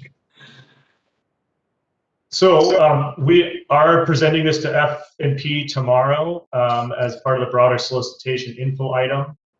They have not seen the majority of this information yet, but we did have a technical work group that met to discuss the metrics as part of developing these recommendations. And we've then been going to TAC in August, and I think come back, just given where we're at in the schedule today, come back for more discussion at TAB in August. I think we do need some time to finalize application materials since this is an entirely new category. So August is probably the latest we could possibly receive any direction from TAB. And then we'd be releasing for public comment in September. And I think, the intent here today was give you a broad overview and see if there were any really substantial red flags from any members so that we could potentially determine whether we want to reconvene the policy work group. Or if there's any questions you'd like us to bring to F&P tomorrow for discussion. So I'll turn it back to you, Mr. Chair. All right, thank you, Cole. Very well done. The PowerPoint was excellent, and I think it would be appropriate for me to state on behalf of the committee that you and staff did an excellent job in guiding the work of the working group on the unique projects category. One of the things you also raised was whether or not the full tab might think they want to participate in this criteria weighting exercise of polling in terms of weighting innovation, reducing environmental impacts, improving racial equity. You've got that on slide 24, or whether the tab as a whole is comfortable with the conclusions reached, the polling done amongst the working group as representative of what the full tab would be comfortable with in terms of its primary emphasis, with those three leading areas being innovation, reduction of environmental impacts, and improving racial equity. Thoughts from folks on the tab on that particular issue, or any other observations you might have as to whether the work group headed in the good direction? Mr. Chair? Yes, Member Hollinshead? Yeah, I think I'm trying to recall our work group discussion, but I think one of my points in that discussion was that I guess I thought that applications in the unique category would primarily be projects that did not fit in other categories. If you go back to what we funded with our car and the St. Paul application, I believe the issue there was that they originally applied in a category that was not appropriate. And so one of the reasons for making the decision we did about that is to give them an appropriate category, an appropriate venue to apply. And so I guess I would expand that and make it or I would have expanded that to make it a part of the process for unique projects in general. Cole, can you enlighten me whether I'm being accurate here? Right. So, Mr. Chair, if I can respond. Yes, go ahead, Cole. You are correct. That was, I think the reaction is that provide a space for applications that don't have an application category to otherwise apply in. What we're saying is we want to provide that, so we're not limiting eligibility within this category, but that for us to make a call as to whether a mobility hub at a transit station or adjacent to a transit station is a transit project or a unique project is a gray area that we didn't want to address. And so it's more the projects that might otherwise be eligible in another category that are questionable than the projects that clearly don't have a space, which would for sure want to apply in unique projects category. So I think that's the distinction we're trying to make here. Oh. Okay. I think that flexibility, use of the word flexibility, was a key one by Cole. That we wanted, my recollection at least, is that we wanted that flexibility to be able to move nimbly if we had to, as a group. Member Geisler. Yeah, that was my recollection as well. We didn't want to set a hard line in the sand in case there could be arguments made that, well, that really should have gone in this category, but look, it's a really good unique project. And so I think that's where the two-step process will really help us, because if somebody's coming in with a quote-unquote standard project versus a unique project, staff will guide them into the right category early. And I think that's the entire intent of that two-step process. I noticed Member Watson had a question in chat there, Mr. Chair.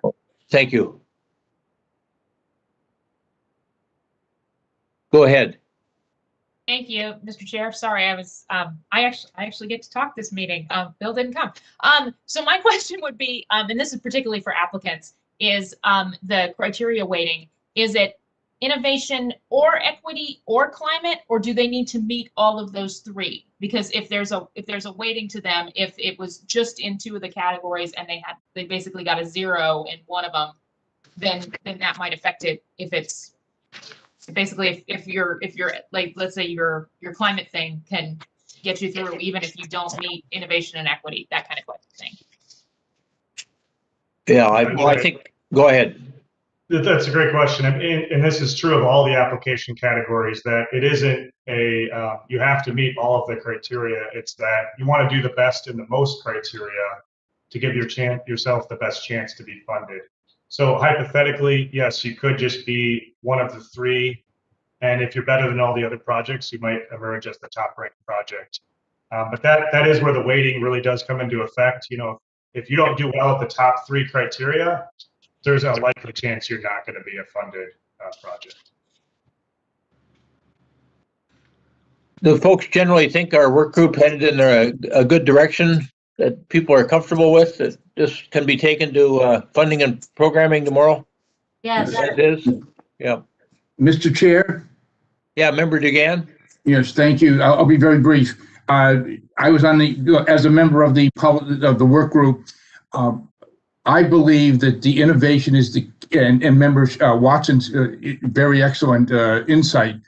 The innovation has to drive pretty much everything. So if we're looking at climate control, not something the regional climate change, not something we're looking at in regional solicitation, but a new and innovative approach to that, or a new and innovative approach to equity, not the same old, same old. Thank you. Thank you, Member Dugan. And somebody else had was a Member Sanger, were you trying to speak?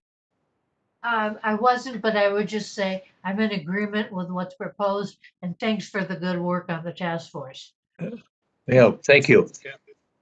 Mr. Chair, Commissioner Karwoski here. Yes, Commissioner? Yeah, I think having been part of this work group, I think we got the criteria down the best we could. It's a new area, So I think it's best to give it a try. We thought it was at the right time to bring it to the larger tab body. But I also want to personally thank Cole Heiniger for that great work, and also Mr. Chair Hovland to facilitate that work group. You provided strong leadership because we had 2-hour meetings, 5 of them, and robust discussions, and your expertise in getting something done was really much appreciated, Mr. Chair. Well, thank you. It was a little bit like our tab meeting today, just on a smaller scale. So, Mr. Chair, I'm hearing general support. I did want to just revisit your question about whether the group was comfortable with the weighting as well, or if they wanted. It's pretty simple for us to send out a poll to all tab members to have you do the same exercise. But if you're comfortable with what the work group recommended, given the amount of time they spent on it, we can certainly just roll with that recommendation. Yes. Sounds like it seems to me that people are comfortable with the outcomes of the work group. So thanks for raising that again, Cole. Yep. Okay, we got one more category to cover, geographic balance decisions. This should just take a couple minutes. So thanks everybody for hanging in there with us today. It was just, this was about as content-rich a meeting as we've ever had, I think. I think Steve got this one. Yeah, Steve, was there go a ahead. question? Sure. And Mr. Chair, we can hold on this one till next month if that's a preference of the group. Yeah. Mr. Chair? Yes, sure. Steve, I'm glad you suggested that. It's been a long day, and I think rather than minimize this, I think this ongoing discussion about geographic balance is something that would be worth a decent amount of time for that we all get on the same page. So I'd rather defer to another meeting. Okay. All right, let's do that. Let's hold this matter till August. And I'll move on to the next portion of the agenda. Any other items that tab members want to cover or other business that they might have to bring before the body? All right, do we have a motion to adjourn? Wind shuttle, so moved. Second, Keeley. All right. We got a motion and second to adjourn. Mayor Winchittle, Member Healy, Member Keeley, excuse me. Any further discussion? Roll call, please, Ms. Ernst, with respect to adjournment. Hi, Chair. We actually don't need a motion, second, or a roll call for adjourning, but thank you. Okay, how about that? There we go. We stand adjourned. Good job. All right, thanks, everybody. That was really good. Have a good week. Great meeting. Great meeting. Great meeting, Mr. Wait Chair. for the city council tonight. Yeah. Great meeting. Bye-bye. See everyone. Nice work, everybody. Mr. Chair. Hello, this is Thanks, Debbie. everybody.